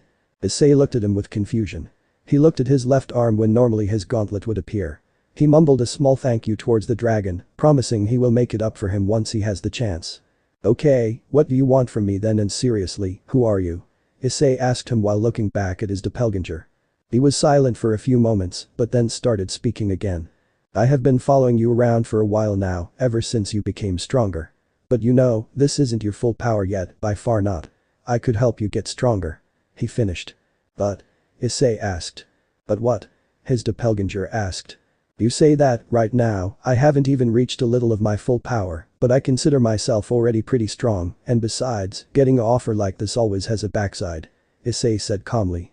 It went silent for a couple of seconds before his doppelganger started laughing a bit and began talking again. Haha, I should have expected that myself was able to figure me out. He kept on laughing for a few moments until he was only chuckling. Alright, yes, there is a backside to this, but I already know you're not gonna like this. He said. And what would that be? Issei asked, scared of the answer. His doppelganger stared at him with cold, red eyes. Nothing special really, you just have to abandon your friends. Forever.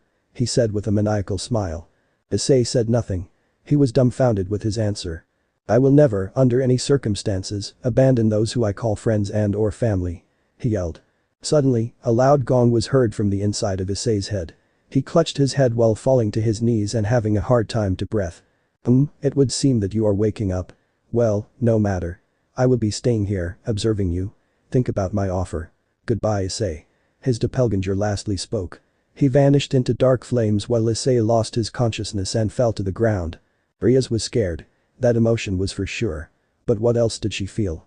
She didn't know and she didn't care. It has been a day since she and her peerage members saved Issei from that horrible fallen angel. She would never forgive him for what she did to her cute servant, to her Issei. Both teens were laying down in a big bed in the old school building. They have been laying there since yesterday evening. Issei's body was wrapped up in parts of cloth to stop the bleeding from his many wounds. He did wear pants though. Every hour, she, Akeno or Kiba would change them. Most of the bleeding had stopped and the hole in his stomach was almost gone. Still, Rias was scared. Issei hasn't made any signs of life. She could hear his heartbeat, but it was slow and hadn't changed at all since last night. Still, she wouldn't give up. Rias laid next to the boy in her birthday suit on his right, desperately trying to heal him. What was new in this situation was that Akeno was also laying in the bed next to Issei on his lift, while also being in her birthday suit. Rias would have been very upset if this was just an everyday situation. But sadly, it was not, so Akeno offered to help too, and together they healed Issei for the entire night and until the night after that fell. Kiba would come in now and then to give both girls something to eat and or drink. Healing the boy next to them required a lot of power and caused some hunger, but both girls didn't care about that. It was nothing compared to the pain Issei had been in. Rias just sighed and tried to sleep again. It was morning. Issei had slowly opened his eyes towards the ceiling while feeling like he had died and come back to life again, which he probably almost had done. Issei didn't know the room he was in. It was dark and because he was so weak, his brain and his senses couldn't function very well. He turned his head right to suddenly stop and turn red at the beautiful he had. Rias was laying next to him, wearing completely nothing while holding on to his right arm very tightly. He didn't notice that his arm was wrapped up in cloth because he only had eye for Rias. She had, once again, enveloped her perfectly curved breasts around his arm, taking it captive once again. Well, just like last time, only now I feel like crap. Issei thought sarcastically. He then felt something moving on his left and when turned his head, he stared at the beautiful and comely face of Akeno while she, just as Rias, held his left arm captive with her arms and, slightly larger than Rias, breasts while she softly breathed in and out. She looked like she was happy with this and didn't show any signs of her being comfortable. Well, that is new. So not like last time. Issei thought again sarcastically. Issei knew it wouldn't work to try and release his arms from the clingy girls and just leaned his backwards again, staring up to the roof. You just have to abandon your friends. Forever. He heard once again in his mind, remembering what had happened while he was unconscious. He breathed out as if he had been underwater for over an hour, waking the girls in the process. Issei. Issei. He heard his name twice, while he looking back to see that both girls had awoken from their sleep and were now staring at him with tears in their eyes. Hello. He awkwardly said. Both girls launched themselves towards him to grab him and hug him tightly. In the process of doing that they yelled his name and all three teens fell off the bed. Issei. Issei. Rias and Akeno were both crying in his chest, happy to see their fellow member to be still alive. Issei meanwhile, had landed on his back onto the cold, hard floor below him.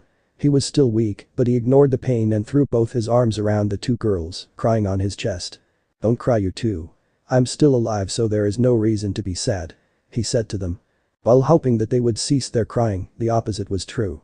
They started crying even harder, happy to hear his voice again. Issei just sighed and held both girls tightly around his chest. Minutes went by before Rias and Akeno started to regain their senses and cease their crying. Don't you dare do that to me again. Rias yelled in his face, to which Issei raised an eyebrow. Who want to you again? He asked confused. Rias increased the strength of her hug, which made Issei grasp for breath. Heading into a fight like that and becoming so wounded. She yelled again. Issei was silent but then let out a bug sigh and pushed Rias a little backwards so he could see her teary face. I'm sorry. Was all he said in an all-serious tone. Good. Rias mumbled. Issei smiled and turned his attention to the black-haired girl on his left who was looking at him with an equally teary face. Anything you want to yell at me for something I did wrong? He asked. Akeno just slowly moved her head left and right. No. I'm just happy that you're still alive. She said to him. She then focused her head to somewhere else while saying. I will kill that bitch for hurting my cute junior. Akeno said with an angry voice. She cared a lot about Issei although she was still a bit scared of him. While trying to heal him, Akeno thought about him a lot and would do anything to help him. Speaking of that cute junior. Issei said, which made both girls focus on him again. He is not saying you two are heavy, but he would recommend you two to get off of him because he is slowly suffocating. Issei finished, still reaching for air. Both girls realized in a second what he meant and quickly jumped off of him and helped him sat down on the couch. Thank you, you two. Without you, I wouldn't be here. He thanked both girls who had sat down next to him, Rias on his right and Akeno on his left. They both blushed a bit when he thanked them, but Rias quickly shaked it off. Of course, I can't let my cute servant die because of a mean fallen angel. Rias said with fire in her eyes. Akeno just nodded and held onto his arm, giving him some extra warmth. Rias on the other side saw that and quickly did the same. Both girls started at each other while their eyes gave each other a clear message. Bring it on. Issei saw it happen and just sighed. He then heard a noise coming from his left and saw Kaneko, Kiba, Sona and Tsubaki come in. Kaneko and Kiba both had happy expressions on their faces, while Sona and Tsubaki both had a small smile on their face. So Red Dragon Emperor, you're still alive after all. Sona said to him while frowning at the sight of the two girls who were clinging on him like their lives depended on it. It would seem so. Oh, and please cut that crap with Red Dragon Emperor. I have a name, you know. Issei said while sighing. Sona just snickered. Very well, hi to Issei. Whatever. Now then, since you have recovered enough strength, could you explain what happened 2 days ago? Sona asked with a serious expression. Everyone looked at Issei while he just stared down. His power started to leak out a bit again, but that was quickly resolved by Rias and Akeno, who increased their grip on the boy's arm. It started normally. I was watching the water flow beneath a bridge that was close to my home until she showed up. She had disguised herself as a girl from my age and asked me out. Issei stopped because he could feel Rias next to him suddenly get angry. He placed his right hand on one of her legs, which calmed her down imminently. That worked. Issei thought with a bit confusion. Rias meanwhile enjoyed Issei's hand on her thigh. Issei started talking again.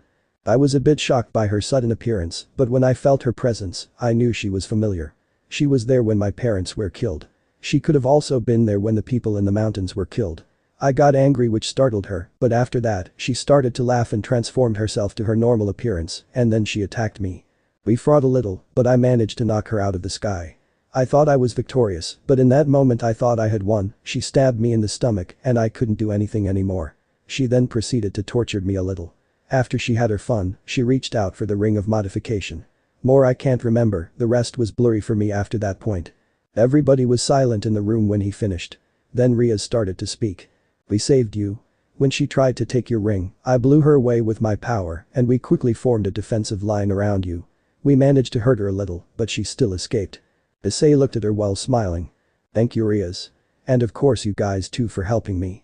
He also said while looking towards Akeno, Kaneko and Kiba. Don't sweat it, we came to help our fellow member. Kiba said. No problem. Kaneko softly said.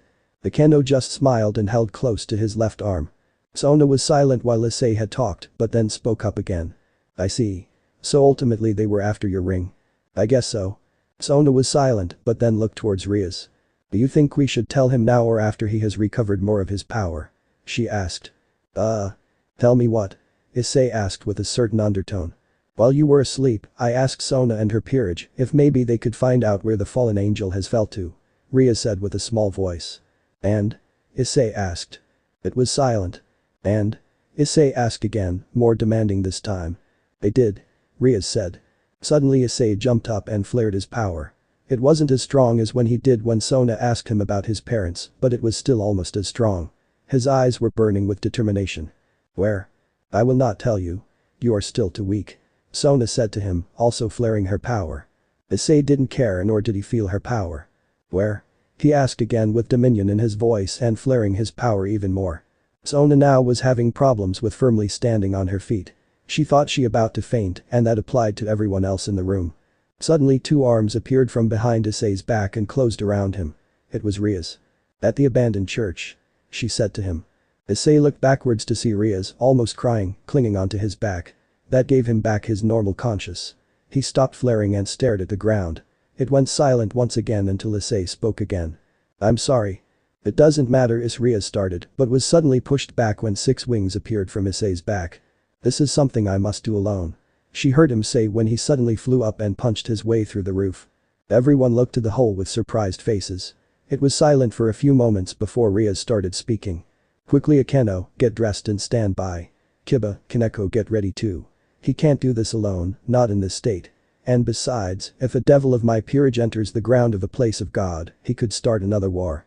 Akeno quickly got up and ran over to her clothes. Rias did the same on her side. I will an eye out any other suspicious activities. Sona said while leaving. Rias just nodded and quickly dressed up.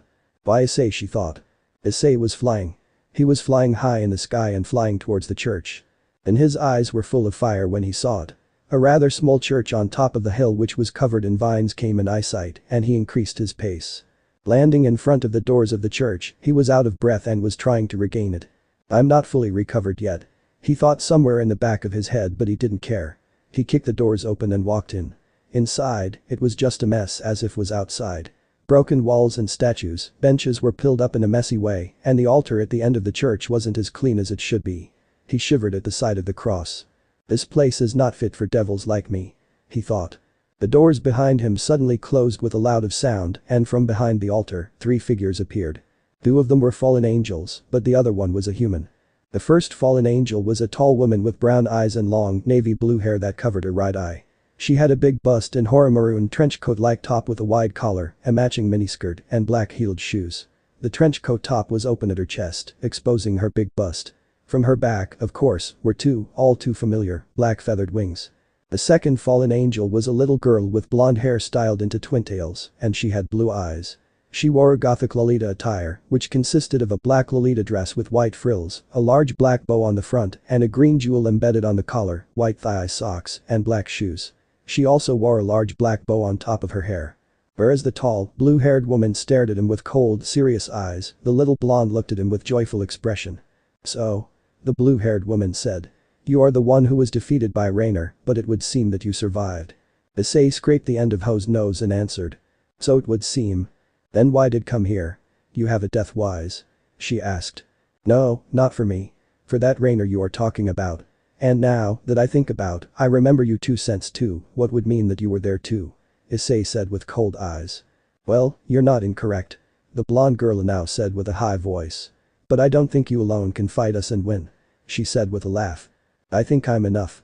Issei said without backing away. Ugh, can I just kill this devil scum already? The human to the left of the 2 fallen angels asked. And who are you? Issei asked, focusing his eyes on him. He was dressed as a priest and wore the traditional clerical clothing. He had short white hair and red eyes. He was laughing hard while his pointy tongue was wobbling around. My name is Fried Selzen, at your service devil scum. He said with a smile that could say that he looked forward to killing him. I have no interest in a random exorcist. My business is with those 2 ladies of there and someone down that hole, underneath the altar. Issei had already noticed that there's something underneath the altar, so he just said it out loud. Maybe you have no business with me, but I have business with you. I have a certain hobby that you could help me with. Fried said with a maniacal smile. And what would that be? Issei asked, irritated by this idiot. Killing devils and chopping them into small pieces. Fried yelled while he grabbed a gun and a sword handle from which a sword appeared. It was made out of light and brought some shivers onto Issei's back. "Yes, I will have to kill you too," he said while taking a fighter's position. It was silent for a few seconds before the action began. Fried was the first one to jump into action. He sprinted forwards towards Issei and lifted his swords upwards, trying to chop Issei in two. Issei merely stepped back.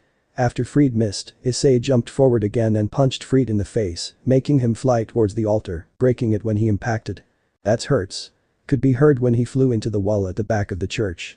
Having taken down one of the three in mere seconds, Issei looked towards the two fallen angels who had readied some light spears and threw them to him.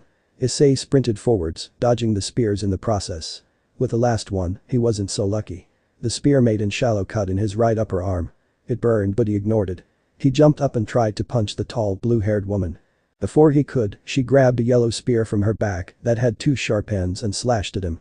He dodged it barely but had no time to rest since the blonde girl was coming at her with a pink spear and was aiming it towards his stomach. He kicked the spear away, did a quick spin, and gave an elbow hit to her face, which made her scream in pain, and she quickly retreated back to her senior fallen angel. "That hurts, you know," the little girl yelled. "Middled, don't be such a crybaby," the tall woman sighed. "I'm not a crybaby, it just hurts, Kalwerner," the now named Middled yelled. Kalwerner, which was the name of the tall woman, just sighed and focused her eyes on Issei who was breathing heavily. "Tired already? Didn't have enough rest before you came here?" she asked. Issei just started at her. "Maybe, but then won't stop me from killing you," he said while starting to flare his power. Inside the church it became a few temperatures warmer when he did that. "Oh? So you still have some power then? Good. Take this." Kalwerner yelled, throwing her yellow spear at him while summoning a light spear and throwing it shortly behind her other spear. From Issei's left arm, a green flash was seen before suddenly his whole arm was covered in a red gauntlet. He grabbed the spear out of the air and slashed the light spear in two with the other spear. "Boost," was heard through the church. Both Kalwerner and Middle became suddenly scared with this action. "How the you are the Red Dragon Emperor," Middle yelled. "Impossible," Kalwerner mumbled, still thinking about how her spear was simply grabbed from the air without any effort. "Don't be too surprised just yet," Issei said with a grin. His ring on his right hand flashed and a second later, an identical gauntlet was on his right arm. "Boost. Now, let's fight, shall we?" Issei said while he unfolded his devil wings and jumped into the air, rushing towards the two fallen angels who were trembling in fear. In less than a second he was in front of them and he punched Middle to the left and punched Kalwerner to the impacted heart against the walls of the church. They fell on the ground, grabbing their stomach, the place where they were punched. Issei floated in the air, looking to the two fallen angels on the ground. "I should punish you more. But my father and mother would not want that," he said while aiming his left gauntlet to Middle and his right to Kalwerner. "Boost. Boost," was heard two more times before on each gauntlet a small red orb appeared. "Dragon shot," Issei yelled. Both orbs exploded and from it, two beams of red energy was shot towards the two fallen angels. Both of them screamed for a second before the beams impacted and disintegrated them both and the walls behind them until only a few feathers remained and a huge hole on both sides of the church. Issei sighed. "Two more down, one more to go," he thought while landing in front of the broken altar. He looked at the back of the church to see if that idiot Fried was still laying around, but he was nowhere to be seen. Issei didn't feel his presence anymore. Must have felt. No matter, he is not the problem, Issei thought. Issei walked back to the hole in the ground and saw a small stairway leading down underneath the church. He could feel some holy energy coming from it. Nonetheless, he walked down the stairs and prepared himself for what was coming next. Rias and her peerage teleported in a small open spot only a few meters from the church. A shiver went down everybody's back. Standing so close to the grounds of a place that belongs to the followers of God was not the best place to be for a devil. When they arrived they could see smoking coming from the church, meaning a fight had been going on. "Quickly, follow me. We must help his." Rias was then rudely interrupted. "You are going nowhere," a voice said. Suddenly from out of the bushes, 20 people, who were wearing robes, surrounded the four devils and all of them pulled their light swords and aimed them towards the devils. From above, a figure appeared. It was a middle-aged looking man with short black hair and dark blue eyes. He was wearing a pale grey trench coat over a white dress shirt with a matching ascot, black pants and shoes, a pair of black gloves, and a black fedora. He had his black feathered wings unfolded and was looking towards the young devils. "Rias Gremory, I welcome you to our trap. My name is Donasek and we have been waiting for you," the man who called himself Donasek said. Rias looked up to the fallen angel while crossing her arms underneath her breasts. "Greetings, fallen angel, and to which pleasure may we receive this welcome?" she asked. Donosik snorted. "We have been waiting for you and your peerage to show ever since that boy went in." "So Issei is already inside?" Rias asked with a bit of fear in her voice. "Of course, he is now being dealt with by my companies while we are gonna have some of our own fun." Donosik summoned a light spear and threw it towards Rias. That action was apparently a signal for the rest of his people because all of them charged at once towards the devil. Hiba had already summoned a sword when they were surrounded and was now busy fighting off 3 exorcists at the same time. Kaneko meanwhile was dodging swords left and right and was hitting hard in the west flank of the group. Akeno had changed herself again in her Maiko and was flying out of reach from the swords and was raining thunder upon the exorcists. Rias was busy fighting some exorcists with her power of destruction. She killed 4 of in one hit and then focused her vision on the fallen angel who was creeping up behind Akeno. She quickly flew up herself and launched a big beam of energy towards Donosik, who hit the beam head-on and was blown away from Akeno. She turned around to look to her friend. "Thank you, Rias," was all she said before laughing again while raining down thunder on the exorcists. "At least she is having fun," Rias thought. She looked towards where Donosik should be and saw him flying towards her with 2 light spears. "Bring it on," she softly muttered. Issei meanwhile was at the end of the stairway and was in a big room that was lighted by torches on each pillar in the room. In the middle of the room stood a total amount of 30 robbed figures facing the end of the room. At the end of the room, there was a large green cross, and next to it stood the woman he hated the most and who slaughtered his parents. Raynare. She was covered in a green light while the robbed figure were chanting. Issei didn't understand first, but it would seem that she was healing. He could see the small burn mark on her right wing, made by Akeno, suddenly disappear and became completely healed again. It would seem that the cross has some sort of healing abilities. Issei thought. A moment later, he stepped out of the shadows where he was hiding and started yelling. "Hey you, what about a rematch?" he yelled. Everyone looked behind him to see the young boy standing there. He was still breathing a bit faster than that he would normally did, but he paid no attention to that. Instead, he focused his view to the other side of the room. There, the fallen angel had turned around and was laughing hard. "Ow, look who is here. The boy who ran away from his parents. It would seem that Middleton Calwarner weren't strong enough to beat you no matter." She teased him while walking away from the cross. All the exorcists made way for her and stood silently by. Raynare stopped 5 meters away from Issei, who had an angry expression on his face. "Don't make me more angry than I already am. You will regret it," he slowly said. Raynare just laughed. "Ahahaha, it would do me a big pleasure to make you more angry because then it will end just like last time. Speaking of which, you healing quite well. Did that Grimmery bitch do all that by herself? Impressive." She continued to tease him. Now Issei became really angry. The fact that she was murderer of his parents was one thing, but to also disrespect his friend and master was the drop that spilled the bucket. He charged at her with incredible speed and punched her right in her face, breaking her nose in the progress. She screamed and impacted against the stairs that would lead up to the cross. 2 exorcists freed themselves from the group and tried to pick the fallen angel. She just hissed at them. "Don't help me. Do your job," she yelled. At that, all the exorcists started another chant. Suddenly, the ring on his left hand started flashing, and so did the cross on the end of the room. Issei looked at his ring, but then suddenly felt even more weak than he already was. He fell on his knees while looking towards Raynare and the cross. The cross once again became green, and so did Raynare. The bleeding of her nose stopped and went back into her nose that was suddenly fixed. "Quite a useful cross, isn't it?" she asked while laughing. "It can disable your ring of modification powers and absorb it. It then transforms it into healing magic and gives it to me. Quite useful if I say so myself," she said while still laughing. She then summoned a light spear in her right hand. "Well then, let's finish this once and for all, shall we?" she asked with a smirk on her face. Issei's vision went blurry because of the magic that was drained from him, but he will not let it end just like last time. With the remaining power he had left, he slowly stood up, which surprised Raynare. "Oh, you can still stand. No matter, it's not like you can do anything." She tried to speak further, but her throat was being choked together by a red gauntlet which lifted her up. She tried to free herself by aiming the spear downwards, but her right hand was then grabbed by another gauntlet and her spear disappeared. "Like I said, don't make me more angry than I already am or you will regret it," Issei whispered. He then threw Raynare towards the cross and she impacted hard against it. The cross didn't break, but a large scar could be seen from top left to down right. Issei then focused himself towards the exorcists who had pulled out their swords and aimed it towards him. Issei jumped forwards and hit exorcists in the stomach, sending him flying towards 2 others. He then punched a sword away from another one and gave him an uppercut. Issei jumped forward again and gave a roadhouse kick towards one exorcist in front of him. Issei kept on punching exorcists until no one remained either alive or by conscious. Raynare meanwhile recovered from the throw and was holding onto her throat. She saw how her followers were beaten up one by one and knew she was going to be in a disadvantage and made a run for the stairs. She made it in time and ran up the stairs in no time only to see what had happened to the church. Two big holes were on either side of her, while a few feathers were laying around. At the back of the church, the wall was crumbled and Fried was nowhere to be seen. She quickly shook her head at what could have happened and ran for the doors. Sadly for her, after having taken only a few steps, a red beam of energy erupted in front of her, which made her tumble back a bit.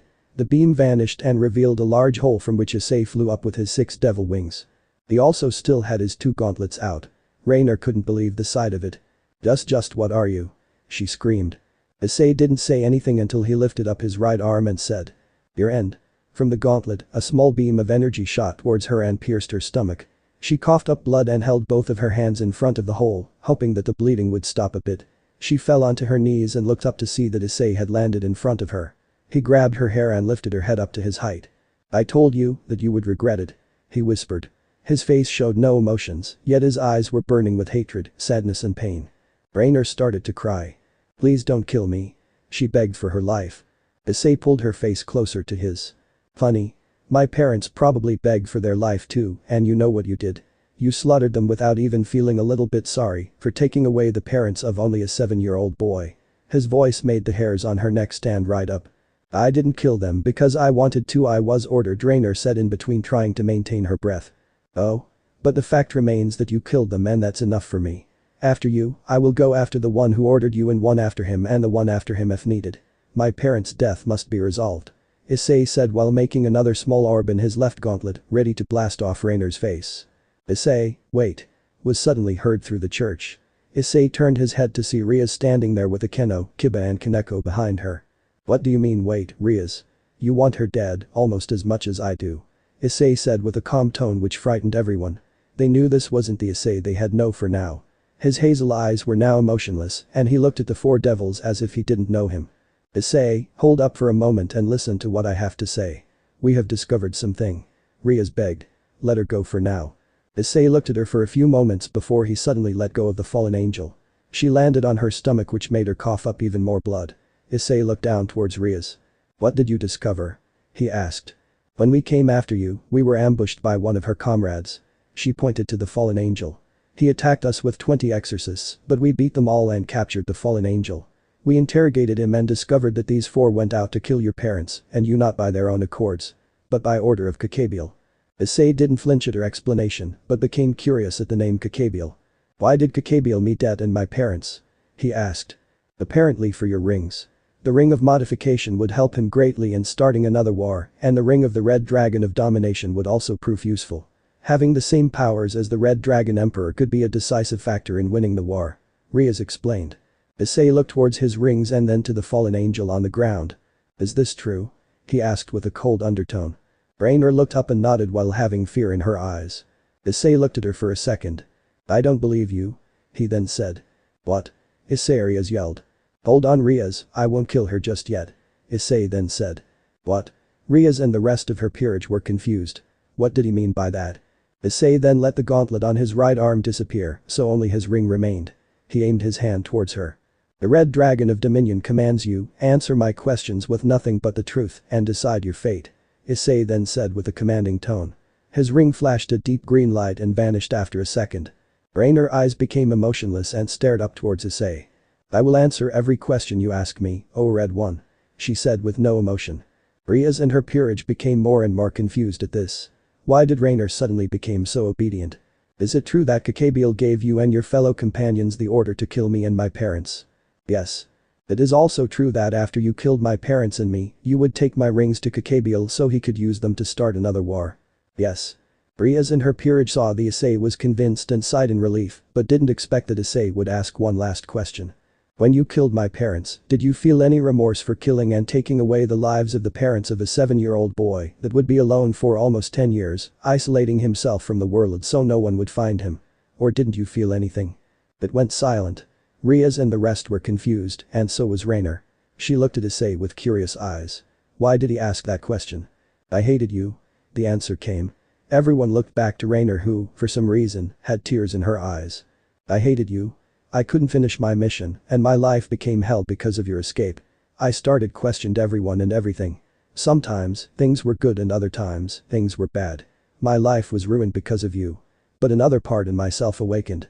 I started to feeling sad and sorry for everything I had done to every person I had killed, every person I had tortured, and to every person I made life a living hell. I cried for the first time when I killed someone 3 years ago. I also started to remember things. How I never was the person I am now. Instead of a killing maniac, I was kind-hearted. I was someone who would everyone if they needed it. But Kakabiel wouldn't let me. He altered everything in myself, and I became what I am now. When he discovered that I had regained my memories again, he altered them again, and I was back to being a killing machine. But still, in the back of my head, the kind-hearted me remained, calling out for help. When I heard the news that you appeared again, the kind-hearted me cried, knowing that I would kill you, and if that happened, I would never regain myself back. She catched her breath before saying one last thing. When I asked you out 2 days ago, a part of me meant it. She softly said before reaching her limit and her head fell on the ground. She was dead. It was silent. Nobody moved nor did anyone say anything. Rias and her peerage had parts of tears in everyone's eyes. They were touched by the story even though it was one of a fallen angel, one of their enemies. They looked towards Issei who was standing above the corpse of the now dead fallen angel. He kneeled down and lifted up her face. He could see a faint smile on her face. That did it for him. He started crying. He didn't know why, but he cried. She had spoken the truth and he was touched by it. Even she murdered his parents, she did it without feelings. It wasn't her who killed his parents. It was a monster. But that monster wasn't Raynare but Kakabiel. He stopped crying and softly mumbled. Rias. Rias heard it and quickly came over and embraced him into a hug. Are you alright? She quickly asked, worried about his state. Issei ignored her question. Rias. She deserves a second chance. Could you revive her? He asked. Rias was shocked by this. She put her hands on Issei's face and started into his hazel eyes which showed pain, hatred but mostly sadness. Are you sure? Even though she could your parents? She asked him. Issei slowly nodded. Please. Was all he could say. Rias then embraced him into another hug and they sat like that for a minute before Rias stood up and gave her answer. I can and I will. They had placed Raynare's body in the middle of the church, her hands on top of her stomach, covering the small hole that was made by Issei. Rias stood above the corpse of the girl, placing a bishop piece on her chest. She started a chant and underneath Raynare's body a red magic circle appeared. I, Rias Gremory, hereby order you. Heed me Raynare. Bring your soul back to this world and become my servant demon. You shall become my bishop and use this newly given life to restore your name in this world. The chest piece disappeared into her chest which gave a small flash of light. The wounds on her body healed and she started breathing once again. She smiled. Thank you Rias. Rias turned around to see Issei smiling at him like he usually does. Finally, you're happy again. She said with a sigh. She walked up to him and looked at him with somewhat angry but mostly relieved eyes. You will still have some explaining to do about what happened here. She said to him while frowning. Issei gave off an awkward smile and looked around to search for help. Kiba just stood by while snickering. Kaneko had no emotion on her face and avoided Issei's eyes, and Akeno was chuckling in her hand. Issei just sighed and looked back towards Rias. Yes, President. He then answered, defeated and betrayed by his fellow members. Rias smiled and placed a hand on his cheek. I guess I have to come up with a punishment. She said. She already had a punishment in mind and was looking forward to it already. Yes, President. Issei answered again, not happy about the near future. And? So how was this story? I hope you like it. And if you like it, share this story with your friends and like the video too. And don't forget to subscribe our channel for daily awesome fanfiction. Okay, it's time for me to go. Bye bye.